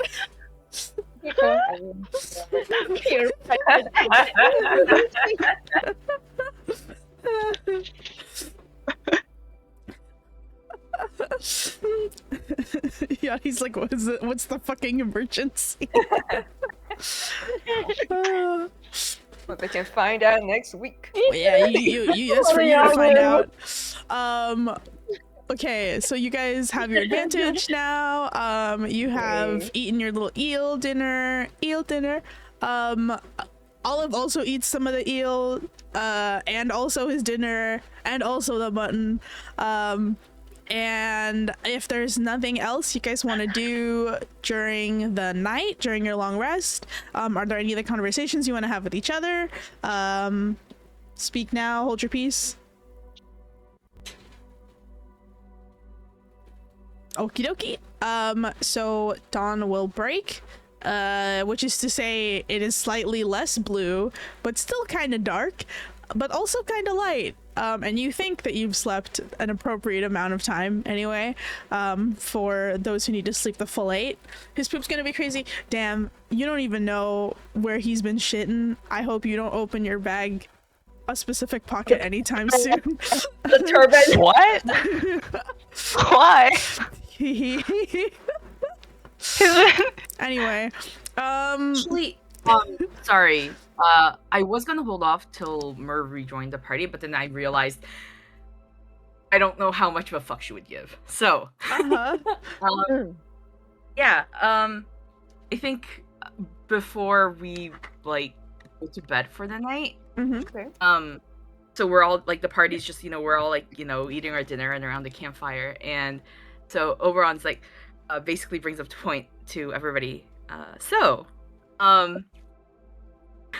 yeah. Now that we're technically, well, most of us here, and I was going to bring it up once Mer perhaps rejoined this party, but then I realized she would probably not care or forget as soon as we talked about this. So I don't think it really matters. And I don't think Eulalie is listening or caring either, so that's fine. But yeah, since we're technically sort of heading to the front line of the war slowly against the Hag Wars, and even though we might not be fighting on the front lines, it might, things might still go south considering all that happened over there with the sea, and that was, at the very edges of where the war wasn't essentially touching. I think it'd be a good idea to, essentially, if things go very badly, and any one of us were to perish in a very, very permanent manner, in a way that Hako could not revive us, it would be good to have each other's contact information. share your emergency contacts. Okay. All things considered, this is a wise time to worry about something like that. I think it would be good to share your next of kin, and because I know for certain that if one of you were to fall in a very permanent and unrevivable fashion, I would try and if not bring back your remains, at least word back to whoever is closest to you. Then kind of looks at Hako apologetically, like, you know, like, Yeah. obviously, you know, a little hard for you, but, you know. Yeah. And then, I guess, so yeah, do not resist. Oh. Oh my gosh. Oh, Kevin, you don't even know the half of it. Yes. I think, yeah, now would probably be a good time as any to have essentially next of kin information for any you know, devastating endings for any one of us. So here's mine, and then Oberon lists off a address in Palatine City, and is like, you could ask for Amira and or Odin, and just say that you were friends of mine, and they can basically carry word. Sorry, could you repeat the name of the city again? Palatine in Asbria? Or Yes, that's yeah, Palatine City. let me go have a look at the map again. I can pull it It's up since you guys there are it is. talking about your emergency contact information. I'll pull it up and you guys can mark the map as you will. Let me find the world map. That might, Awesome. might be easier, right? World map. Beep beep beep. Coil large. I think we need the coil large for this one. Wait. Oberon's like, and it's like, well, Julie and Merlin were to fall in a very permanent fashion. Well, they're here, so I don't. Yeah, think, like we know they're you know where they here. live, so I That's think true. that's fine. Yeah. Okay. And like feel this free to- is ooh, okay. Palatine City. Oh, it's not marked here because it's Oh, it's not. marked. This is the big map. But you should vaguely know where it is if you're from there. I think everybody can just write it down if you want to share. If you're like, oh, I don't want to share, then it's fine. Yeah, I found it on the zoomed-in map Should too. Where should we put this in? AC General and If you Post Office? if you guys make a post, I will copy and paste it into the post office for you. Oh, okay. Okay. So yeah. Are we filling this out like an actual ice form? Well, no, you guys No. talk to each other about it if you want to share it or not, right? Like OB here, I think Okay. is Here, right? is Somewhere there, offering. Yeah, more or less. Yeah. Sure. Okay. That's where Oberon's from. Okay, Ooh. here. There you go. Thank you. Where are we in? Noise. Paladin City. Yeah. Just tell no one. Fuck, Like, bro, that's I hard. gotta tell no one. Or Kevin's gonna give like. Mhm. Actually, who would he say? Interesting question. Who would you want? Not even one cared. Would you? Well, Wait, Kevin, I don't actually know. you can ask me in your channel because I'll ask you. Okay. All right. Yes. If you don't want to share, that's fine too. No, I just Although wanted to I- check if Kevin knows before I Oh, say it. that's true. That's true. Okay. Because Kevin's also from Asbury, right? Like, if I Yeah. remember. What about anybody else gonna like say or no?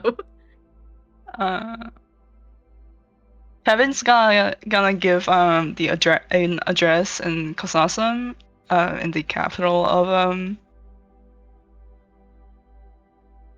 Asbury. Sorry, I was reading and I was like, and says, yeah, can you contact Karen from this address?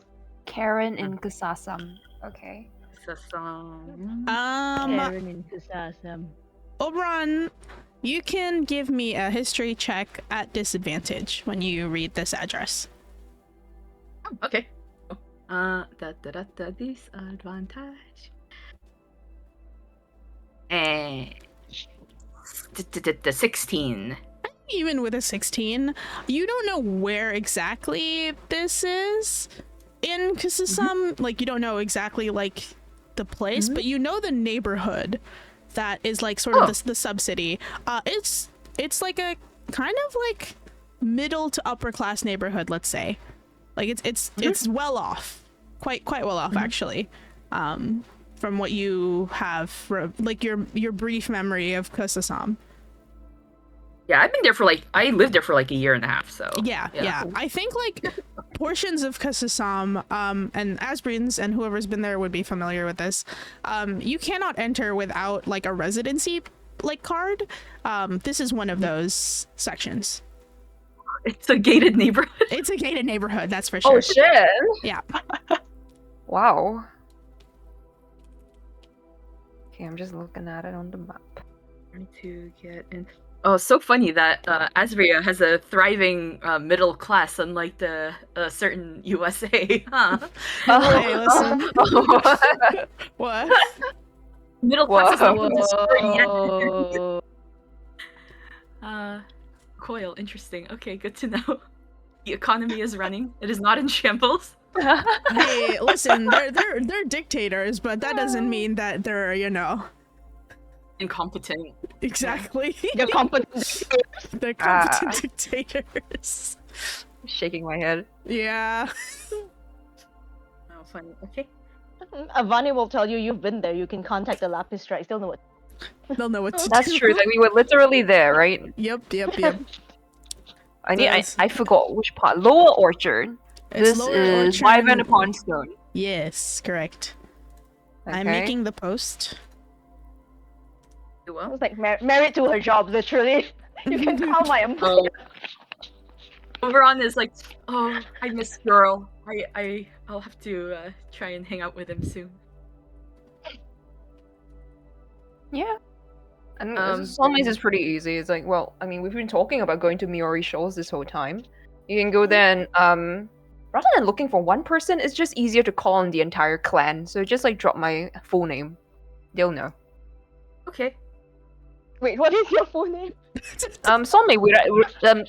My last name is really long, and it's Sonmei Wiratjaya. So you just go there, you look for the Wiratjaya clan, and talk to any one of them. Tell them my full name. Okay. Okay, because I feel like we've never, she's never actually said it. No. I It's think because, it was announced. No. Coil Yeah, it's for the Laurels. Oh my god. yeah. It's also because it's like a long last name, also somewhat foreign. So it's like a bit of a mouthful. Miori Shoals, it's kind of really out of the way though. So take your time. I'm like, oh, I will do my if you were to meet an unfortunate end, I would most definitely bring word to your clan. Yeah. Have no fear. I'm all the way up here, like really high up. Oh, that's Dude, so- now that I'm looking at it, it's so out of the way. It's quite north, isn't it? It's quite really north. like Wow. on the other end, it's just like cold and desolate. Miori Shoals is cool. Oh, It's and a so little close to weird where- that it's like almost tropical in Miori Shoals, when on the other side of the mountain, there's like a ski resort. Yeah, and just like those bitches in like Hokkaido over there. Like right here? Yeah, there's So a ski there's resort there. California with, like, Yeah, and Ah. like Yeah. Big Bear. Literally a ski resort. Yeah, Right it's across. Big Bear. It's Lake Tahoe over there. yeah, This is Lake Tahoe.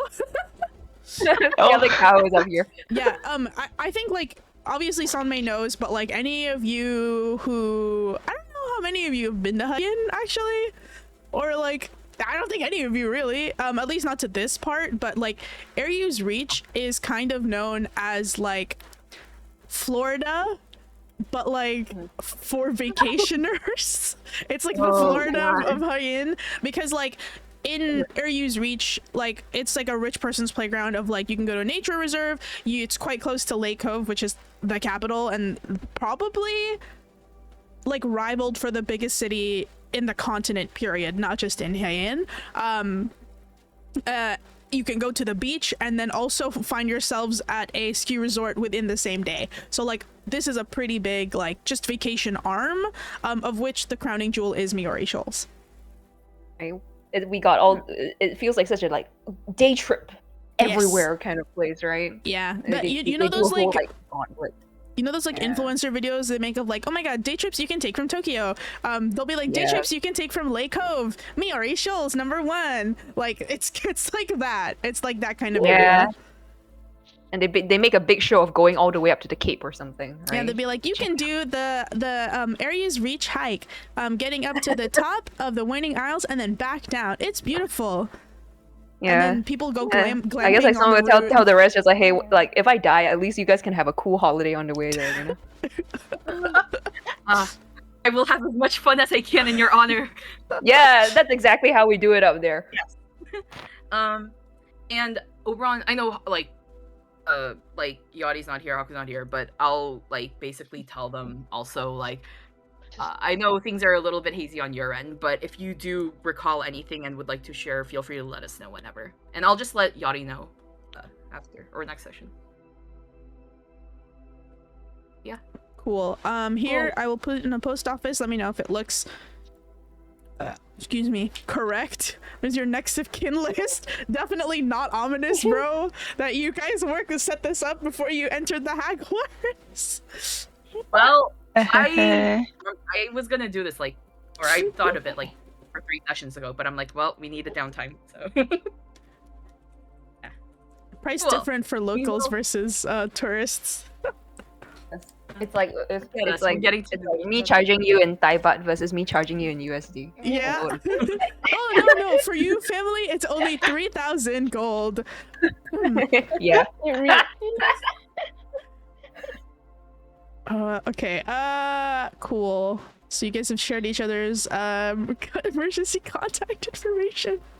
I will go back to the camp map. Cool.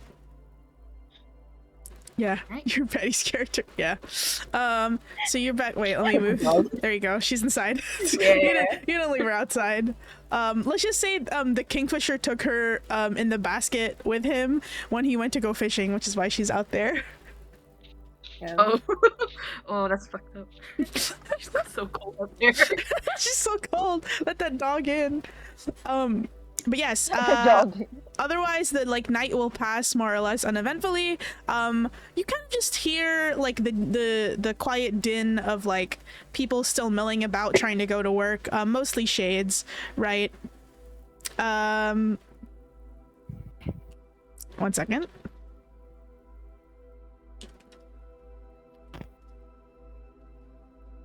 Let me answer this. Yeah. To answer your question, yes, but how effective? Not clear. Kevin. Awesome. Yep. Okay. But yes, you guys go to sleep, you wake up, you hear sort of just like the faint whining in the distance. Every now and again, you hear like a bark of like laughter from one of the dogs. Olive has like, when he like goes to sleep, he goes to have you ever seen that video of dogs that drink so much like milk that they like rigor mortis and they like flop over? Did you know what I'm talking about, where the dog like is like apparently like allergic to the milk and he like stiffs up like a corpse and he just flops over? And they have to like massage him back to like life. No? Am I the only one who's seen this video? Well, okay, it's like when the fainting goats like just kind of flop to the side.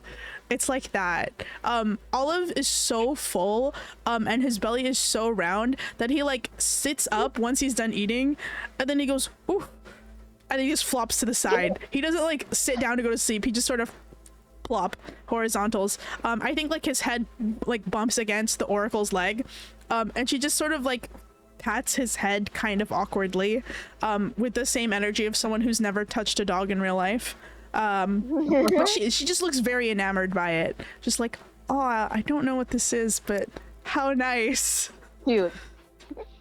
And yeah, you guys make it through. Madrid does not really sleep except in like fits and bursts, but that's just sort of his shtick. And you wake up and you sort of wake up to a little bit louder of a din than normal. There seems to be like a bit of commotion by the gates. And you see that same sort of like cockapoo, like brown cockapoo guard standing by, and he's sort of like shuffling at the front here, like pacing, and he seems to be talking to like talking up at the guard up here. And there's also another dog dog person, this time a like a pincher sort of dog with like very like sharp triangular ears on its head, sort of like swiveling left and right, and like a sort of square head. And he seems to be literally barking orders at the cockapoo, who's just sort of like nodding nervously, like, oh yeah, okay. I mean, like, I'm not sure how that happened overnight, but well, we can clear it up. Maybe oh hello, esteemed guests, if are you heading out now, or is something the matter? What's going on here? No. We're good. No? Nope. I mean, if there's anything we could help with, like on our way out, and did something happen overnight? The pincher dog like sort of like whips his head over to you, and then whips his head down at the like the cockapoo, and he faces you again. He's just like, it's not something we want to be bothering the guests about. It's, you know, we have a bit of a beaver problem, but it's yes, you know, Beaver problem. A beaver problem, yes. Beaver? Beaver, yes. Dude, BEAVER. Is the word different? Is the word different in the material plane? No, and he like I sort of was- mutters it at the dog. Huh? I mean, how does the activity affect you miners? Well, you see, we've been a bit of odds with the Beaver Clan. The river is a shared, and he says D with a hard D, resource between those who are working in the area, and naturally we need the river to be flowing so that we can, you know, let all the sediment and whatnot. Mining takes a lot more water than you expect, but normally the river is flowing quite vigorously, as you saw it yesterday, but every now and again some bureaucrat, he says that like he's saying like a slur word, bureaucrat from the Beaver Clan deems that they need to back up the water for their own purposes. So it seems that they've done that overnight while we were working the night shift very diligently, as we do. And then the other, the sort of guard from earlier, like pops in. He's just like, yeah, I mean, they weren't supposed to do it for like another week.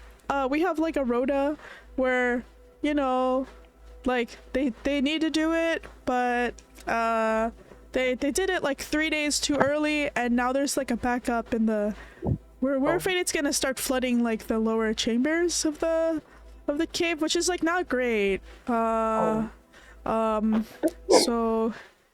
yeah, that's sort of what we're worried about. And also like the river is, because it's backed up, it's kind of high, and when they release it, it will be kind of bad if you're gonna be walking that way, which is why we sort of want to be like, if you're leaving, you should probably go now before they release it. It kind of turns into a floodplain if they release it in 3 days when they're supposed to. That's not great. That's really bad. Yeah, it's like not irrigation time, so like I don't know why they did it, but they're like insistent that it needed to happen now, and they didn't want to do something corrupt the water, blah blah blah. It's not the I don't know, man. Like, it's like Captain, we have to like send. Where's Steven? Surely he's like done with his shift, right? He's really good at negotiating with them. And the pincher goes like, we can't be bothering Steven with this. He's got important things to be getting to.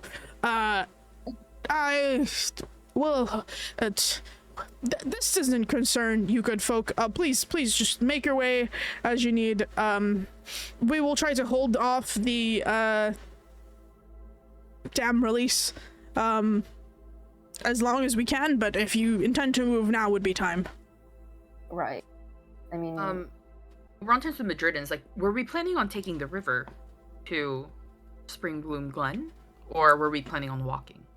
Madrid like scratches his chin and he's just like, Well, we were actually going to take the river once we got past this part. Like they mentioned, and as you saw, the rapids in this area are quite vigorous and too vigorous for our sea horses to get through.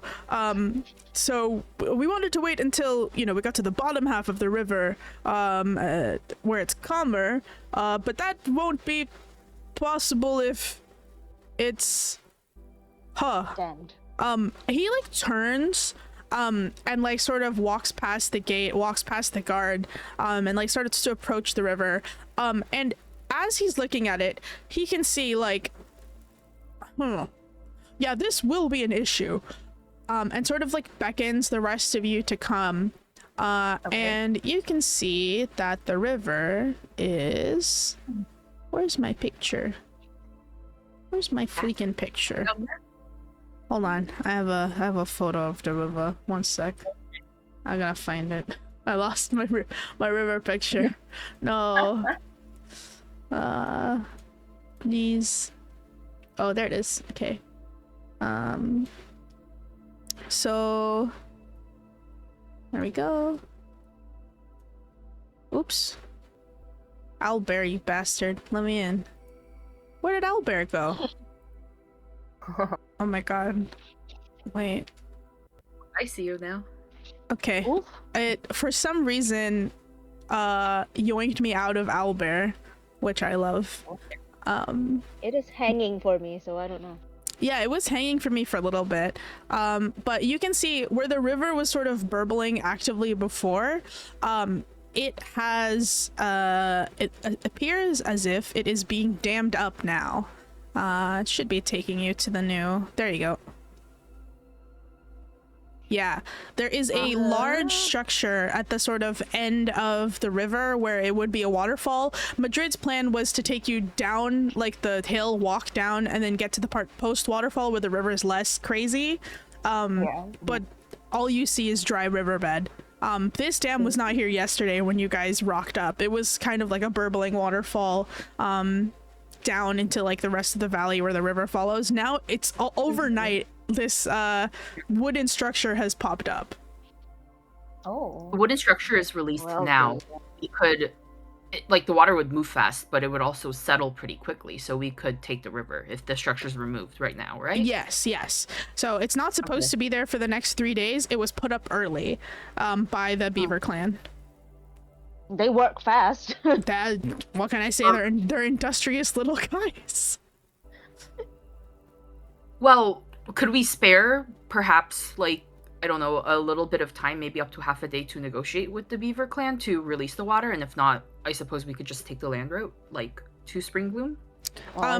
Taking the land route to Springbloom would add another, I think 3 days to your journey, whereas taking the river route would cut it quite short. So it depends on your timing, but if you ask Madrid will say, I would like to negotiate with this folk because the water is the superior transportation method, clearly.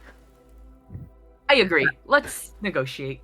Yeah, I'm worried that they'll release it when we're walking, and then we'll suddenly be hit with the flood. Yeah. Water splash.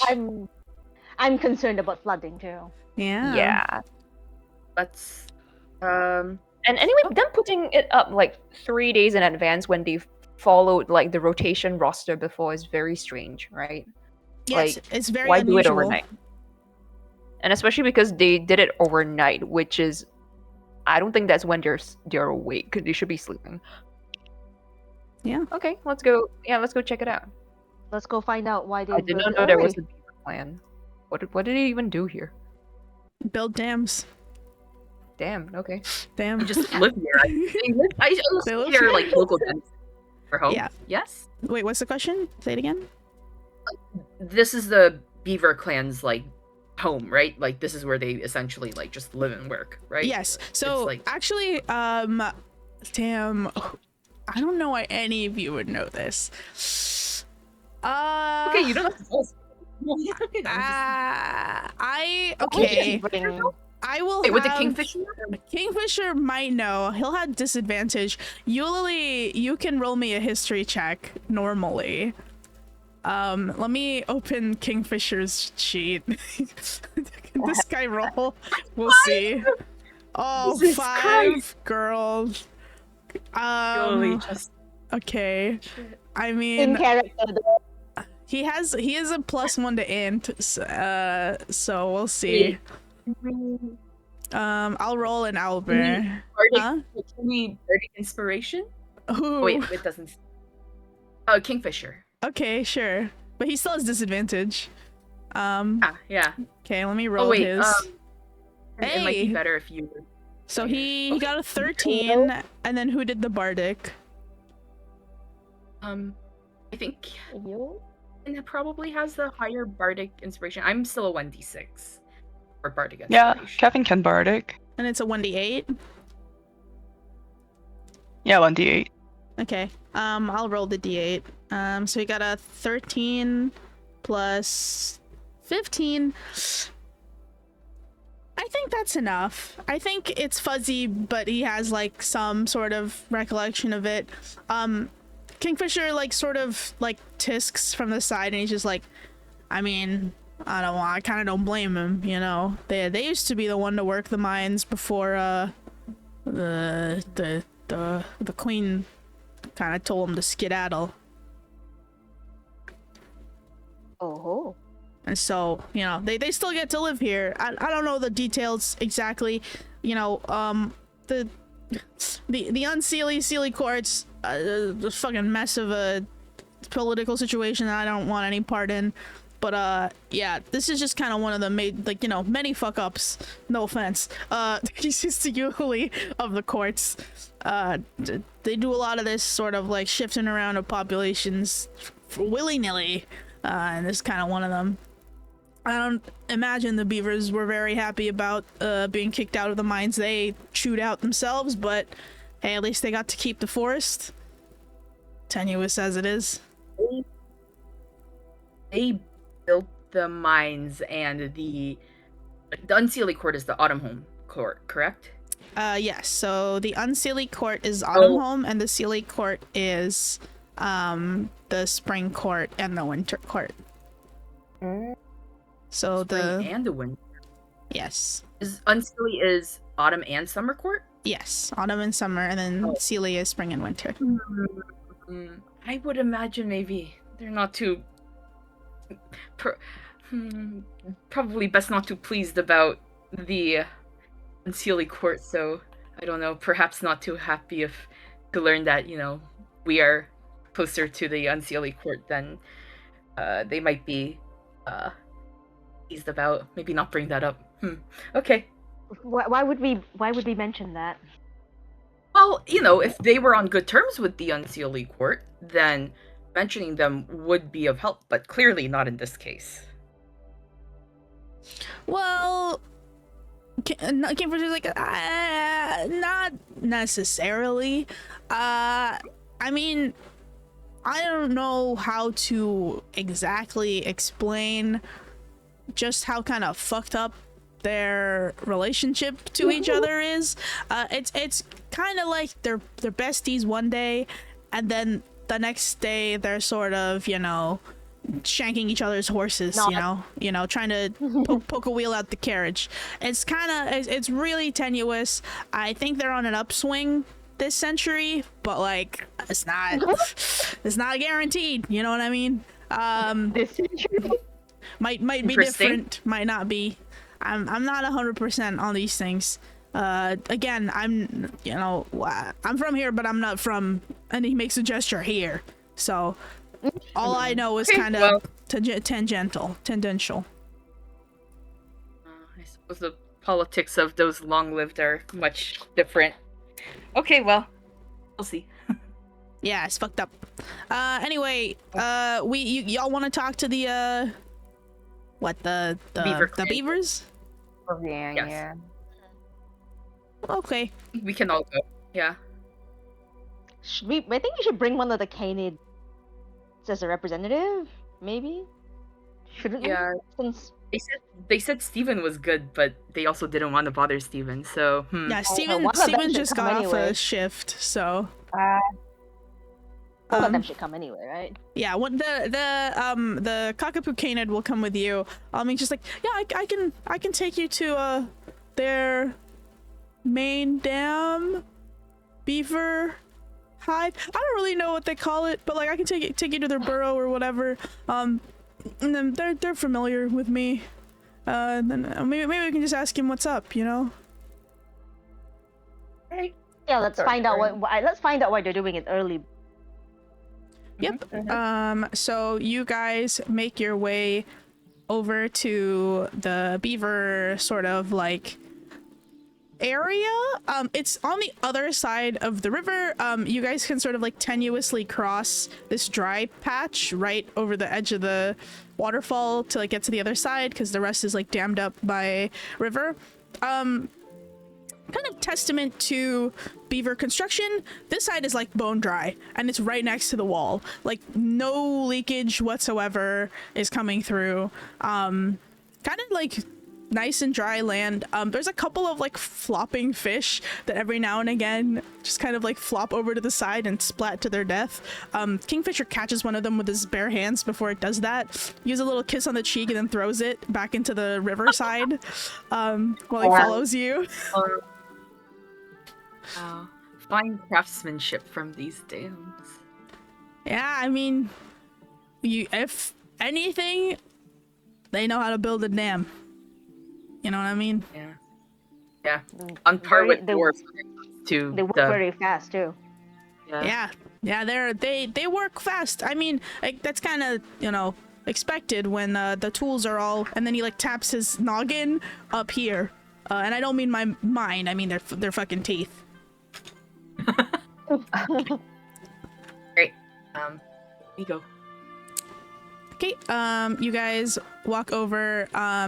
The sergeant. He finally introduces his name to you. His name is Carl.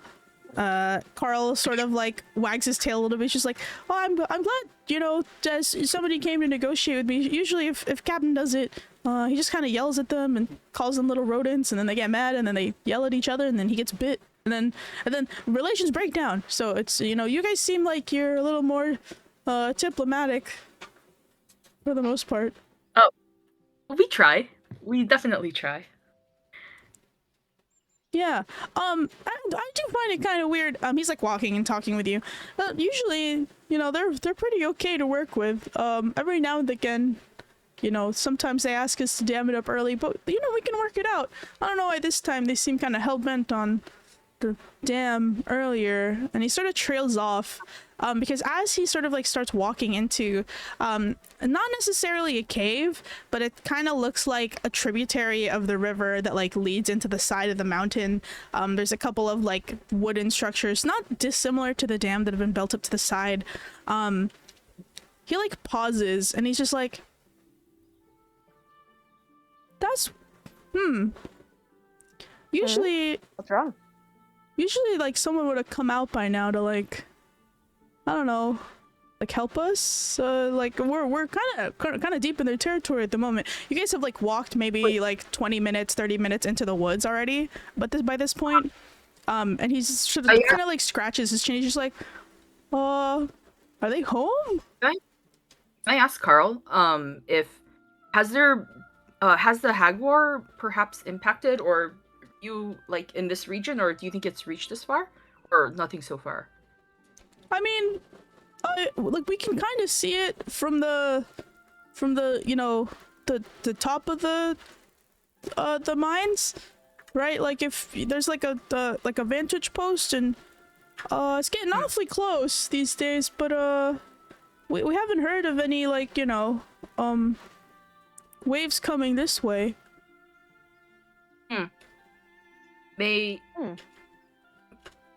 Usually, may I Oberon perhaps look around the area to see if, I don't know, there's signs of violence, disturbance, or like mass movement? Yes. Anyone who wants to have a little looky-loo, you can make me an investigation check or a survival check. Okay. 17? I will guidance myself. You know. 15, 23. Oh, not bad. Good. Wow. Jesus Um, Christ. I'll have Kingfisher rolling- roll too. Let's see what he's rolling. He's gonna do. Let me see. My man has a plus what to survival? Okay, why did I give him that? Never mind. It's fine. What? Oh, he rolled a 1. Doesn't matter. No. He has he has a plus 12 to survival. Wow. He rolled a 1. Oh An my idiot. god. Ooh. What an idiot. Okay.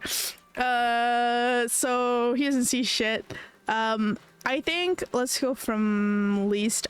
Kevin, you and Oberon are like looking around, trying to see. Okay, let's start with Kevin. What is it that you're trying to look for, Kevin, in this sort of like beginnings of Beaver territory at like what looks like the beginning of their settlement? I guess just like if there's any hints of population having been here in a while, like I don't know what to say, and just hints of like, did it like seem people left in a hurry, or it was just like I think yeah. I think with a 15, you can definitely tell like the ground is still sort of like wet. With like mist, sort of like a misty day, and you can see there's like a couple of like little animal paw prints that look like fairly fresh. Definitely not an abandoned, like despite the like lack of people. You can see that like some of the branches that like make up some of the like smaller huts, they seem like not quite dry, even almost like they were, you know, just chewed off at the bit. Haven't had time to like sort of oxidize and dry out yet. Still quite fresh. So yeah, it doesn't look like this has been empty long to you. Oberon, you're next. What are you specifically looking for? I guess signs of hags, because we've been running to them a lot. Signs of hags. With a 17, I don't think you see signs of hags per se. I think you're looking with your keen sense of smell now at this point, trying to sniff out a hag. You are familiar with the like. Wait, what? With that, we have advantage on smell perceptions. Smell It was perception, sniffing around yes. for hag. Yeah. Yeah. Perception, Oh, not okay. You investigation. wanted- Yeah. I want investigation. But like definitely like even without the perception, like you don't really smell the like stench of hag stuff, and you don't see like any hag magics that you've seen before. No. Not here anyway. Next, Sanmei, what are you trying to track down with your survival check? I would think because it's survival, I think it's like even if she had lived in a tropical environment, maybe they did like forest ranger programs like in that part of like the Cape. So I think she's looking for, does any part of this settlement seem like this structure or this thing being here is like environmentally odd? Like, is there something that should not be here? Like for what you would expect from a typical beaver's settlement? Good question. So you're like trying to look around. You've been in, I think, like this not to get into Minecraft terms, but like biome for a few days. You're sort of familiar with the types of like conifers and like trees. It's the Feywild, so it's not guaranteed that it's gonna be the same like 1-to-1 as in the material plane, but you're familiar with sort of like the temperate nature of some of the trees. It's kind of similar to how the trees in Lower Orchard are actually, now that you think about it, at least in this part of Springmoon Glen it is. But like, as you're sort of like digging through and like looking at some of the structures, one of them catches your eye. It is like almost like a little side annex that's next to the like bigger beaver structure that is like the center of the compound, and you notice it because the wood is different. and the moss is different. The wood from the rest of the settlements, even the ones that are like freshly made, it is the same sort of like coniferous, like pine-ish wood that like make up the rest of the other structures, even if it's fresh. But this one specifically like stands out to you because this is like darker wood, and it's a little like sticky to the touch. There's a lot more sap that's like oozing out and has like crystallized and solidified coming from this side structure that was built, and that sort of stands out to you because this is not like, definitely not the kind of wood that you would see. It's almost like the wood from rubber trees, almost, where it's like it has like a faint like tactility to it that is not the same as the rest of the structures. Okay. And then finally, Avani, what are you trying to investigate here? What are you looking for specifically with your 28? Are there like normally there when you're in a there's sounds that are normal? Mhm. It's like maybe is it too quiet? Does it sound like maybe people that are there any sign that people that something unusual has happened, that stuff has moved? Yeah. I think the birds that you were hearing like on your way to the mines were mostly like very loud songbirds, and like chirping and almost constant, and a lot of their sound was drowned out, I think I mentioned this earlier, by like the rushing of the waterfall as the water like falls off the edge. It's quite loud. Even like 20 minutes, 30 minutes out, you imagine that you should be able to hear some of the birdsong and some of the waterfall, but it is like weirdly muffled in this area. With the 28, I will also say that from sort of like the big main structure that is in the center of the like beaver compound, you hear just the faintest like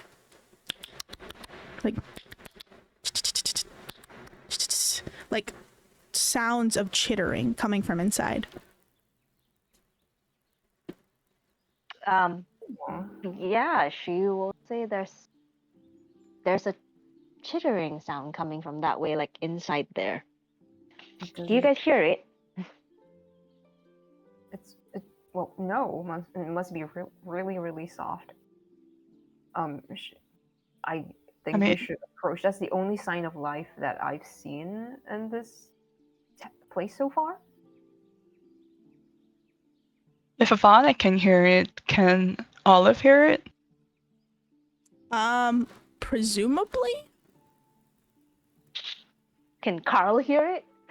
Oh yeah, if you point it out to Carl, he'll like perk up and he'll like look around, and then he'll like zero in on and he's like, oh wait, yeah, I can hear it. It's kind of like, it's like it kind of sounds like when they're chopping down like trees and stuff, but it's a little like, I don't know, it's a little weird.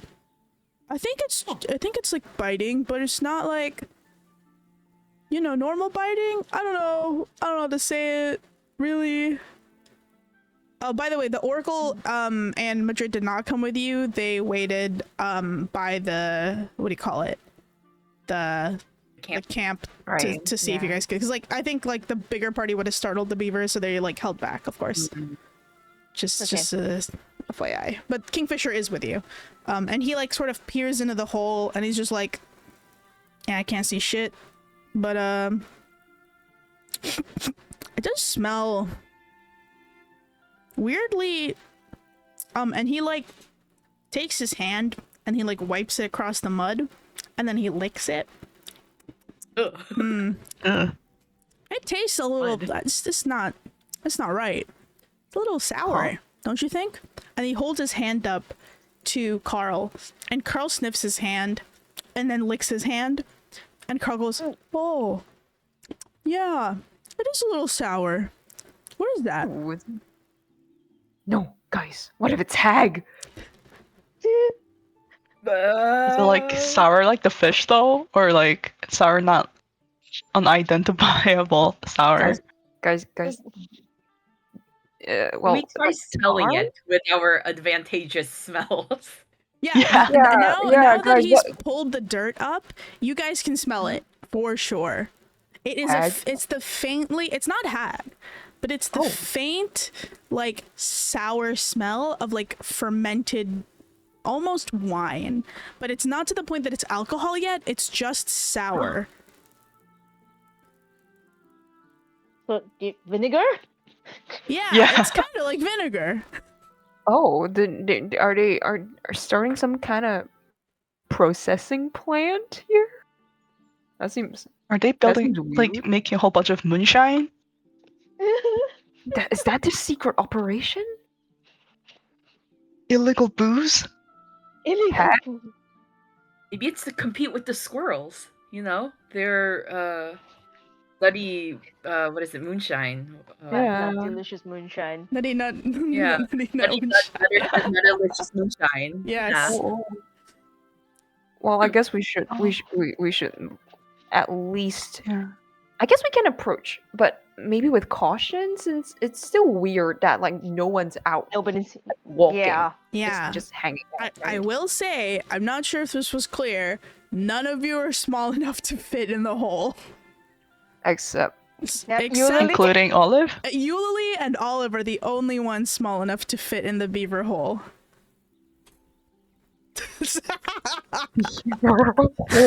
Again, these are beavers. wait, the beaver. Okay, they're beaver-sized, like beaver. They're beaver-sized. Like beaver-sized, not magical giant beaver. It's beaver-sized. Where is the beaver hole in relation to the unusual structure that Sanmei saw to the side? I'll draw a little diagram. I don't have a map for it because I didn't think I would be making a beaver map, sorry. But imagine it's like a compound, and there's like the rivers like this way, like part of the river goes this way, that's unblocked. There's a couple of like wooded structures, like structures built along the river, but this is the big main one here.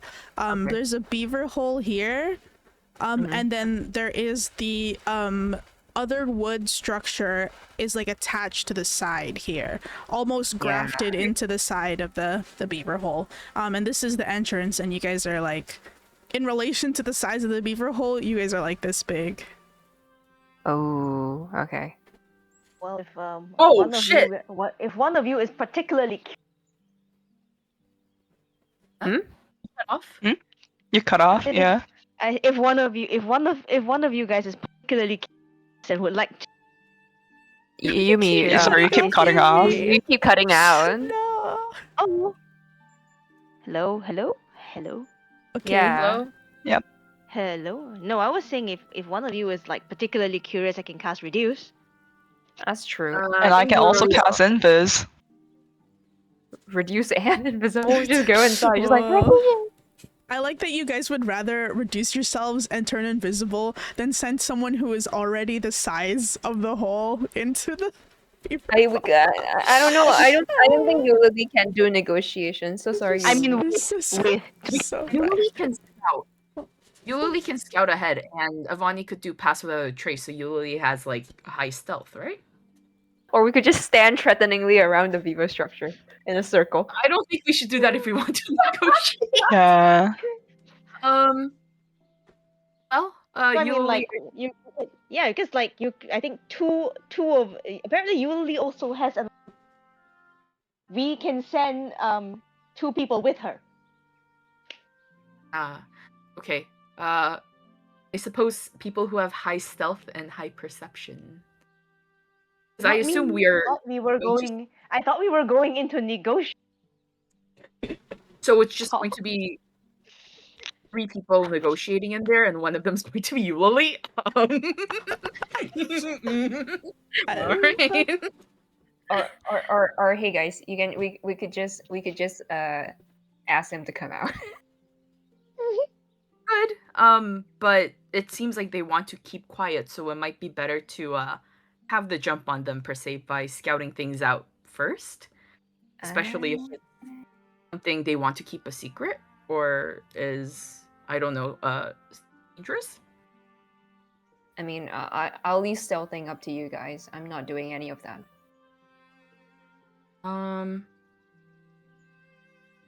Well, I think Avani would probably be best if you should also go as well. Our most stable member of the party. No, I mean, mean- I thought that we were going into negotiate, so I was suggesting we know the people, the talkers. Avani, you're cutting off really badly. Yeah. Like Yumi, are you like putting the mic like super close to your mouth or? No, it's the normal distance. I don't know why it's cutting off. But I was suggesting if we're bringing the people, if we are supposedly going in, Kevin Oh no. I think perhaps or Kingfisher? Oberon for that matter. Guys, I feel like going normally. Aren't you guys good at persuading? Yeah, just going normally, please. okay. I look at Kingfisher. Are you good at persuasion? He picks his nose. What? Okay. Okay, Uncle Kingfisher is You want not me to going, I what? suppose. Huh? I mean, if you want to go in and persuade at the same time, Then Kevin Summonim and I will go along with Yuli, I suppose. And if things go south, we can call for backup. True. That's fair. Yeah. Okay. You want him to what? No, Huh? Kingfisher. You want him to what? Go corner. He cannot do then- this. I guess I am. I get shrunk down to Yuli size. With Okay. Kevin. Yeah. We Alright. we both get shrunk. send the bards in to do the talking. Oh my god, honey, I shrunk the Otherwise- bards. Yeah. Shut up! Oh my god! It's your title. Name. That's the episode title, honey, I shrunk Yes. the bards. It's gotta be. I think, Kevin- yeah, it's really this is really a combination disaster. Maybe we should. Well, all of us going to right, so you know. The dog, normal can sized ride. dog. Wait, we need the dog to go. You Wait. can ride the dog out. I mean, Wait, which are you talking about Carl or are you talking about Olive? Can Carl come with us? I don't Carl's think too Carl's- big. Like he's the official representative of the other side, right? Carl's too big. Yeah, yeah. So Yeah. Carl is so human. we should. Carl's a dog, but he's a canid. He's not a dog. If anything, you can say that you're here on behalf of him. He's outside. Yeah, right? Carl's like 5'3". He's not that small. Yeah. Well, if he consents, I think I can actually shrink 2 people because I can concentrate on 2. If you want to shrink him, he'll be shrunk. He's fine with it. All right. How is Kevin being shrunk then? How is both like Kevin Yuli. and Yuli and Avani. oh Avani will cast it Oh, I twice. see, I see. Yeah. Okay, let's go. Negotiation part. Okay, let's go. I guess Carl can take lead. Because they would know Carl. So Yep. So Carl is shrunk. He is very surprised by the magic. And he goes wee as he gets smaller. It kind of goes wee. Oh man! Whoa! I'm so teeny. You're so teeny. Oh, you're so big. Whoa. Olive. Cute. Olive did not get shrunk with you, Kevin. So now you're like Olive's height, and Olive looks at you and is just like flabbergasted. Oh no. And he like does a circle around you, but it's like if a cow does a circle around a person. But yeah, you are all small enough to start going into the beaver hut. Who's going first? You said Carl, right? yes. That's Olive right now. Oh, my boy is so bewildered. Who's Aw. this? Kevin, but small. What Kevin Small? First no dinner, now this? What the hell happening to me right now? Life is so crazy. Yeah, Carl makes his way inside. It's quite dark in there. So Carl will reach into like his like side pouch and like pull out what is now a miniature torch. It's the same sort of like flickering blue flame. And he like pulls it out for a second. He goes, oh, and then he like covers the top of it with his hand to make it not touch the walls of this wooden structure. And he's just like, okay, that helps. Fire might be a little dangerous. I could just do the light, and I don't know, cast light. Like, I don't know, blow out the torch and just cast light on the torch itself, so the torch lights up, but there's no actual active fire in a wooden structure. Oh, well, that's awesome. Okay, yeah, that helps. Yeah. Okay, follow me, please. I've actually never been in here. Usually they just come out to meet us. Sir Barry? Elder Chitterwood? Hello? And you guys start making your way inside. Make me, you guys have been walking in for a little bit. Y'all make me a, perception check? Yeah, make a perception check. It's not smell-based. Unless you want it to be. It's fine. I got a 21. Okay. 21, Also 17, 21. I'll roll for Carl. He's not that good at this. Yeah, he got a 4.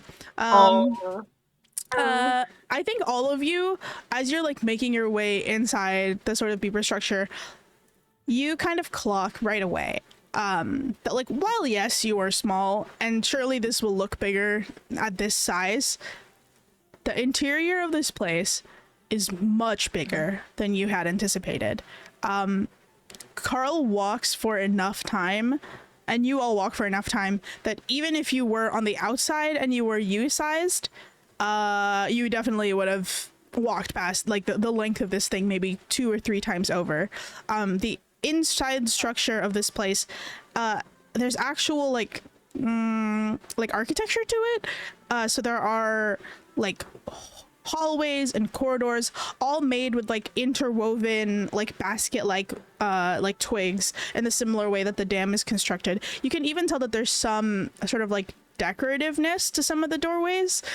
Some of them have like little fish carved onto them, mostly with teeth marks. Some have what looks like a little sprout carved onto them. Even the floor has been like carefully like flattened and laid out to look almost like parquet tile. The inside of this beaver habitat abode, very big, very nice, and very empty. I missed it. Did you say it was 2 to 3 times the size of if we were fully like human sized, like yes. a normal size? Yes. Oh shit. Okay. So I'm telling you, it's a TARDIS situation. It's much bigger on the inside than it looks from outside. I wasn't gonna say it. I was gonna make. Yeah. No. I said it. There's no other explanation. It's a beaver TARDIS hut. Yeah. The inside kind of looks like almost like the inside of a clan hall or a guild hall, but made of like latticed beaver wood. But you don't seem to see anybody as you're walking down like the main hall. Nothing, and that's all our perceptions give us, huh? Yeah. Just no people, but it's just nice. Okay. I wish we had something that could identify living things. Our perceptions didn't make us hear any chittering noises. A 21. I think you'd have to make an investigation check if you want to like actively listen for the chittering that Avani mentioned. Yeah. I would like to do that if anybody else would also like to. Yep. Y'all can make investigation checks to see if you can hear the chittering and like try to pinpoint the location. Ooh, not bad. 24. Aw, Kevin. Oh, Oh, Kevin. no. I have a question also. Are you guys sneaking or are you just walking? Sneaking? I think we would like to sneak. If you're sneaking, make me stealth checks. All right. Yeah, everybody, Mm. including you, Lily. Oh, 25. 16. 10. Let me roll for Carl. Okay, 13 plus 5. 18. Wow. Okay, I think averagely you guys are doing pretty okay. I think Kevin is like making up for a lot of it. Carl is like pretty silent himself. Just sort of like the padded footsteps of his paws. Yuli, what noise do you make that needs to be covered up by Kevin while you're in there? Her wings. Every time her wings flutter, there's just like a faint wind chime noise that I think most of the time you guys fart. That most of the time you guys can't really hear, but like at Eulily's size, in a quiet corridor that's sort of like enclosed, it echoes a little more than you expect it to. That's for sure. And don't worry, Kevin's flatulence covering up the chimes. 100%. So crazy. Kevin's heart just sounds like the wind blowing, so that's why it comes. It's just the passing of gas is all. But Yeah, yes, you managed to quietly make your way down past the like fart noises and like wind chime of Yuli's wings fluttering. Oberon, you're able to hear a corridor maybe like what sounds like 40 feet ahead of you, sort of like to the left, behind one of the doors. You can hear a little bit louder that like chittering noise. Okay. In front of it there is a door similar to many of the other ones you've seen, but this door has no ornate like decoration at all. You do see that like leaking out from underneath the door is a faint purple glow.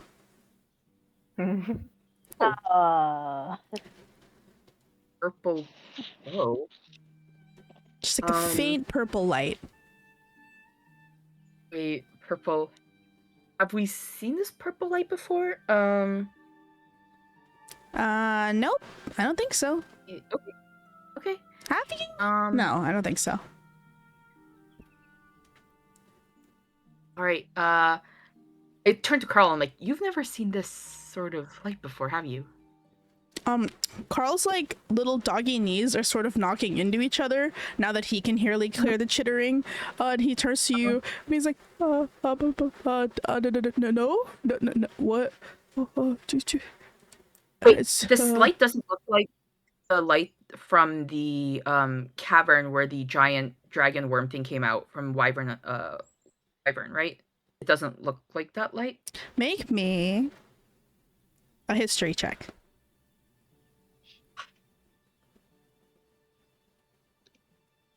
Damn it. 16?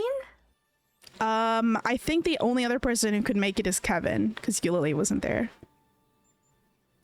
Okay, sure. Oh. I mean... 17. I'm not rolling great today. No, I think with this, even with a 16, 17, it looks eerily familiar to that light leaking out of Wyvern upon Stone, that place in the cave. Okay. And it now that you remember it, the sort of like nauseating radiance of the light,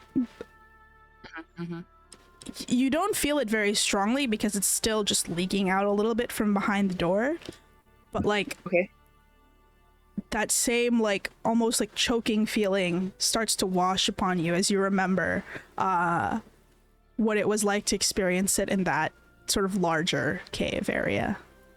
Oh, like the cavern rift. Okay. I'm like, okay, this is not good. Anal plug time. Oh my god. Okay. Sure. Please don't talk about Wow. anal fucking the beavers, please. Please. Okay. Yeah, thank you. Someone had to say it. Yeah, well, it wasn't me. Okay, I'm like, okay, we need to either like get out of here and reassess, or is what is it? Kevin only has your invisibility is only for one person, right? Or can you extend it to two? Or No, more? just one. Actually, I think if I cast it higher up, I can cast it to more people. Yes. And like cast this up is to just, 4th level, so... This is just regular invisibility, right? It's not greater? Yeah, it's Okay. just regular. Okay, then. But if we should not open this. Or let's sneak back out and tell them that we have another rift hole to possibly plug, like from Wyvern. Okay. and so I would like, as definitely- you guys are leaving, to make another stealth check, please. Group stealth. the group stealth. Oh, oof. buddy. Oh, buddy. I'm sorry. And that one, I I am rolling like shit today. Yeah, I'm sorry. I don't think the rest of you need to roll. I think all of you are trying to turn to leave. And Kevin, I think you're last trying to like bring up the rear.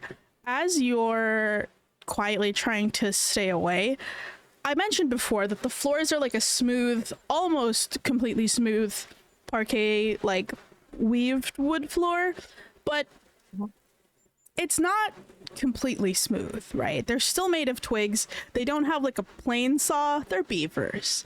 And just the tiniest sort of like gnarl knob is sticking out from the floorboard underneath Kevin. And as he steps, his foot just catches on it, and he sort of like tilts to the side, and his shoulder rams into the side of the door.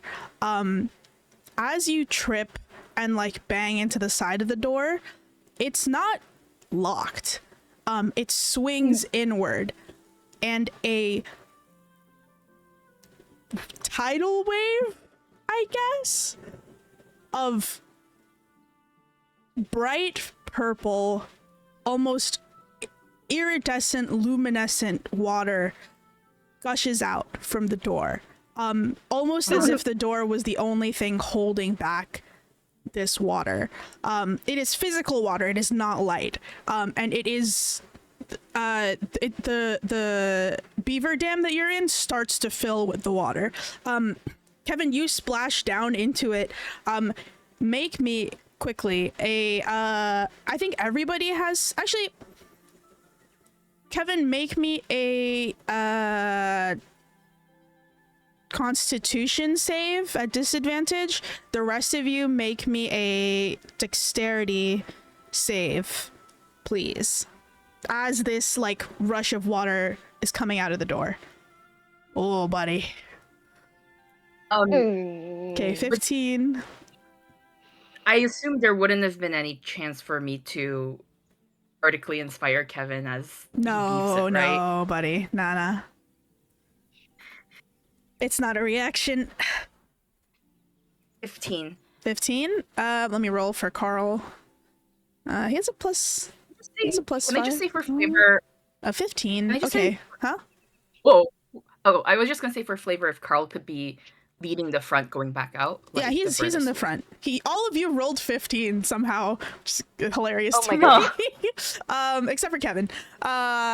So Kevin, you did a Constitution save because you cannot avoid this because you rammed right into the water. The rest of you, including Carl, managed to just like jump and like not have it overwhelm you. Kevin, you are hit with a wave of exhaustion. You are currently at now 1 level of exhaustion, and so make sure you mark that, and you will be affected as if you have a level of exhaustion, which I think first level is... Can I mark that in the sheet, or is this something I just have to keep in mind? I think It's in- you keep it it's in the sheet. mind. It is in the sheet. Let me check. I believe so. I never had to. Where? Because it's where- it's a condition, so you should be able to. Oh, okay. Yes. There's Condition. So I right can. now Yeah, you have condition disability. at the bottom. Yeah, so level 1 is you have disability and ability checks. I will tell you now, if you continue to stay in the water, if you're not able to leave this place and avoid it, after 5 rounds, it will, of like being immersed in it, it will go to level 2, which is your speed will be halved, and then it will go to level 3, and so on and so forth, until you die, basically. Because this water immediately, I don't think you guys experienced the light, the sort of like visual version of it when you were in that place in Wyvern Upon Stone. This is the sort of physical manifestation of it. It is a glowing purple liquid that is seemingly sapping the vitality out of people who are in its presence. And yeah, you guys, I think we will go. I'm gonna have you roll initiative just so I have a turn order, but it's not, you're not fighting anything per se. Within this, I think, room, your priority is to leave unless you want to do something else and stay in the water. Let me know what you want to do. How high is the water? Right now, so okay, Kevin opens the door, he falls into the drink. The door itself is a room that you can see very quickly from just like observation. There is a like beaver figure hunched over what looks like a stone well in the middle of the room, and the stone well is almost as if like water is geysering out of it, and the beaver is like basically like the chittering noise is it like chipping away at the stone to make the like gap where the water comes out like bigger and bigger. It like doesn't seem to even turn to like look at you when like Kevin like bursts in the room. I think like by the time you like opened it was like half full, but the water continues to gush out and it's like starting to pool around your guys' ankles. Okay, it's like what, like I don't know, you know, like a few inches, but it's like slowly rising, right? Essentially, yes, I would say it's maybe like half a foot at the moment. half a foot. And can we tell how fast it's, like basically how many feet it's going to rise per round? I Or will how many say inches? from here to leaving the beaver hole, if you can navigate your way out of it, it will be, I will say it's gonna be maybe 10 rounds until you have to start swimming, holding your breath, because it's filling up Okay, quite so- rapidly. 10 rounds until it like submerges us. So right now, what I'm asking is if Yuli can fly, I can activate my radiant soul when it's my turn. Mm-hmm. We're small creatures, and you said that this was like the corridors were like the halls were like 2 to 3 times normal human size. Yes. So theoretically, we could avoid the water for a little bit, correct? Yes, I don't know if Kevin can, but the rest of you No, can, Kevin. Yeah. Blind people. Kevin, go fuck Kevin, hold your own, I guess. But no, the two of you, yes, you can fly. Well, when Carl also need- can't fly, so. Yes. Well, I'm gonna roll my initiative with advantage because as soon as I clocked the purple light, I had my dagger first light out because I'm like, there's danger. I don't know what. So... Hey, a nat 20. Whoa, look at that. 33. Look at that brother go. Okay, yeah, you go first for sure. Make sure to add I think yourselves that's to the initiative, please. Oh wait, you don't have I your just- I tokens. Don't know how to. Yeah. Oh yeah, hold on. Let me Do you just just add the token in here? let me just plop your tokens in, and then you can add yourselves to initiative. Real quick. Where's the?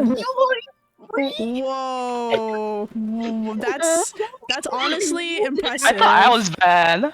I rolled Yeah. I rolled a 2 for Carl, and I was like, damn, he's last. He's not. He's like a Wait, plus how 3. Only nat ones. Yuli's rolled more nat ones than double digits. Oh. Rain! No. Oh, that's so sad, F. Where's your icons? Me. Charles, you have your own, right? Yeah, I put it in already. Okay, great. The rest of you still need them, right? Let me get the. Okay, bing, bong. The rest of you are not in turn order. I need to put one down for Carl. This is Carl. It's a tree. He's a tree. It's turned into a tree now. Oh, no. And then I will give you ownership. 1 second. Man, I was not expecting you guys to nat one. That's so good. That's so awesome. Thank you. That's awesome. Oh, That's so good. Thank you so much. This was going to. That's great. Let me add Carl to initiative. Wait, so just checking. So like there was a beaver that Carl didn't recognize in there, like chittering at the gazer to make it bigger. I don't know if Carl didn't recognize him. You guys don't see the face of the beaver. You just kind of see the back of it as it's chittering away at the well. So basically, like, again, I will draw another visual just because I think it's funny. So here's like the well, right? In the room, the beaver is like here, like facing it, and it's like biting at the stone, so it's like the water is gushing out like this, but he's like chipped away some of the bricks, so now it's pouring out this way too to like increase the flow. Okay.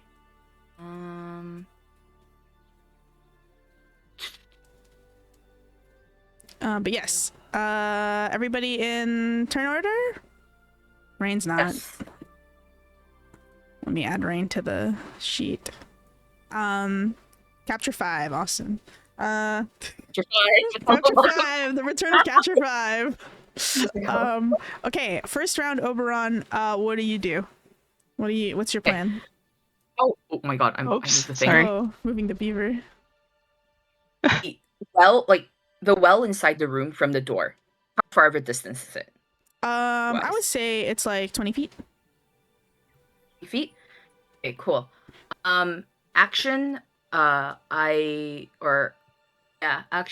go ahead and radiant soul myself. So I start flying, and I basically say to Kevin and Carl/Plant, all right, both of you head out as quickly as you can.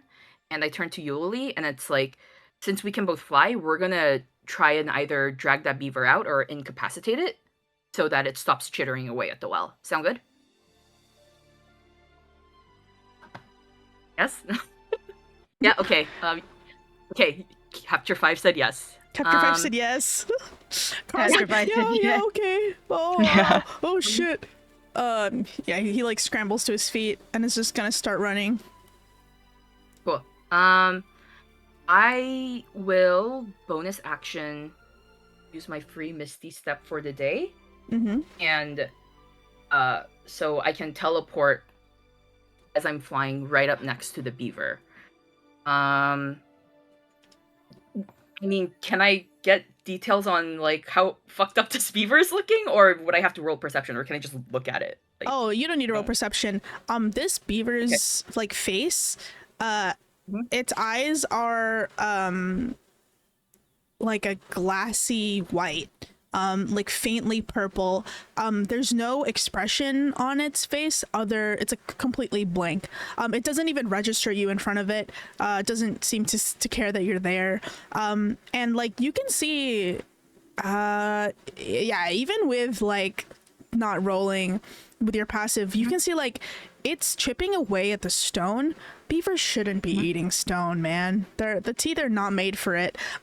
Its teeth are like jagged now, and like you can see a little bit like flecks of blood from like where the beaver's like hurt itself trying to chip away the stone, but it doesn't react to you at all. all right, cool. Let me see. Bonus action. Sorry, bonus action. Movement. All right, then. I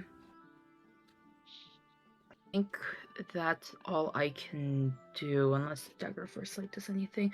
No. Okay, then I'm gonna basically stay there and like wait for my next turn slash for Eulalie to come over here to help me, like, I don't know, knock this beaver out and drag that beaver out with us. The beaver is our size, right? Oh yeah, you guys are the same size as beaver, effectively. So you're both like small creatures at the moment.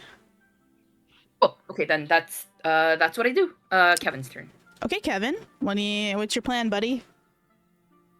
So how far are we to getting out of here?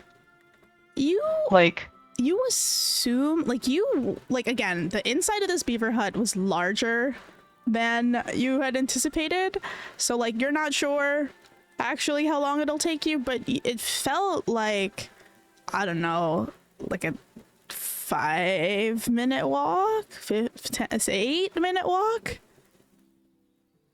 at like a slow, sneaky pace. I don't think I can't tell if that's your roundabout way of saying it take 8 rounds for me to get out. 8 rounds is it'll take you more than 8 rounds, I think.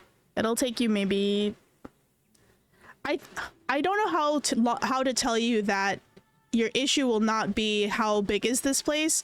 Your issue is how are you gonna get out? It's a magical beaver hole where the rooms may not be what you expected when you went in. So to spell it out for you will need to roll some navigation checks to see if you're able to find the right pathway back. It's like a maze, right? We can't just backtrack? No, it's a magical beaver hole. I've said several times, it's not normal. Oh. Yeah, any way you can get out. That's why I cannot tell you how many rounds. It depends on how well you roll to navigate your way out. Is what my answer is. Knowing this information, is there plans just still to get out? Probably for the best. Yes, I think still. Yeah, Kevin and Carl like get out and alert the others essentially. And Then is there like an action we need to do to try to navigate our way, or can I just dash and would it be a free roll to navigate? No. So when you you can roll me investigate to see as you're running, to see if you can spot like the corridor that looks like it leads outside. Carl was the one who navigated before to like help you like get in, so he can give you help, so you'll have advantage on it, which brings you to not disadvantage, so you will be rolling regularly instead of at disadvantage. But yes, like you roll investigation to see if you can make your way out of like a section of the corridor, and then you can run for a bit, and then you have to roll it again after a while, and then you can run a bit. Okay. Unless you want to do something else. yeah, there's more than one. And way like to us get being out. on the ground, does that mean that we're constantly touching the water? Yes. Are there like higher platforms where we can try to avoid it, or It's a is hallway. it just like flat ground? It's a hallway. Okay. We can't like just like don't touch the lava our way through it. No, there's no furniture. It's a I think, hallway. like, unless I don't know. flying, I don't know what's out here. Okay, in that case I'll just try to run with Carl. So should I roll like investigation now? Yep. Roll investigation to see if you guys can even like pick the direction to run. Okay. I'm rolling like shit. We're never getting out of here. 13. That's okay. Yeah. So Carl sort of like nudges you in a direction, and you guys can start to run. I'm gonna assume you're gonna run your what? How? Sorry, that was also my action, right? Just yes. checking. Yes. Okay. So you can use your. Can't you use your bonus to dash? 'Cause Yeah, I you're can a use my rogue? bonus to dash. Yeah. Okay. Yeah, you can do that. You can still move. Yeah. So how Awesome. how Yeah, how I do much? that. Charles, tell me how far you run. Oh, wait. Um. So sorry, I'm trying to find out because I'm reduced size, right? Does that reduce my walking speed? No. No. Okay, then that's like 30 feet. My base movement, and then I move 30 feet again because of my bonus action, which is 60. Okay, so you move 60 feet. Thank you. Cool. So you move 60. He used this action to help you. And he's also gonna move 60. So you guys move 60 feet up. Yuli, it's your turn. What's the plan?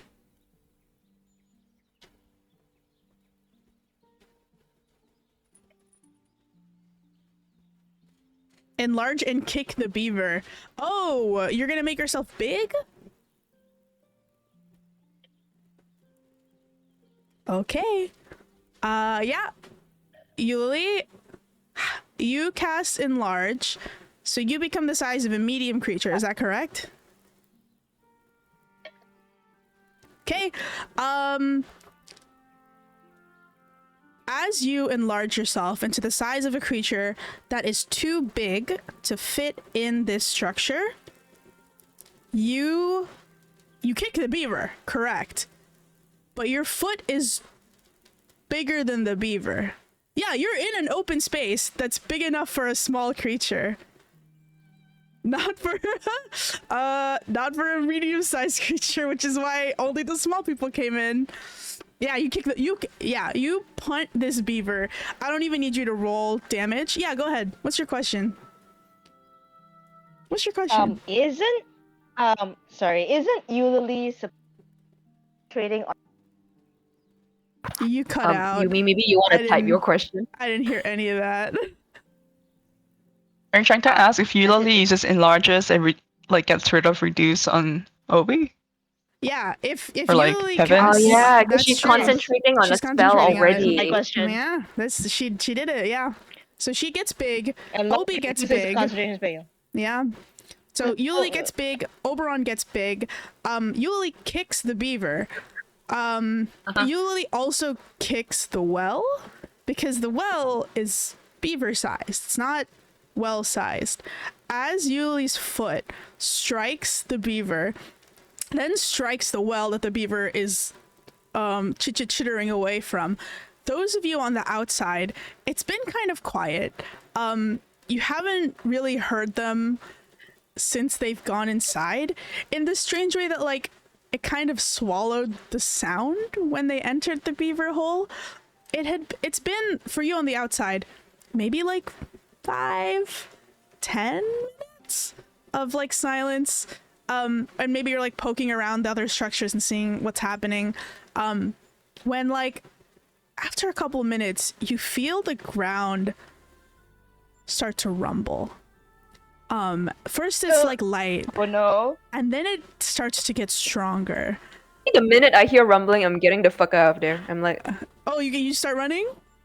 yeah, I'm just like, okay. Every time I hear something rumbling, it's fucking Yellowstone Park. I'm out of here. Okay, somebody starts to dash. The minute you like start to bolt, the beaver hut explodes in a sea of purple light and shrapnel, of wood shrapnel, and glowing purple liquid. I will ask you guys to make dexterity checks. Sunbay, you said you were darting immediately, so you can have yours at advantage. Thanks. But go ahead, make me dex checks. Okay. Yeah, I was Save or check? Navani will go after her, so you know. Is it save or check? Very important. Save or But check? sure. Oh, it's save. It's a sex save. Ah, okay. Nothing beats a Jetsu holiday. That's fucking right. Okay. Dex 19. save. 19. Very nice. What is that? 19. Wow. Yeah. My god. Ooh. So the Yay. both of you feel the rumble, and your like spidey senses tell you we gotta get the fuck out of Dodge.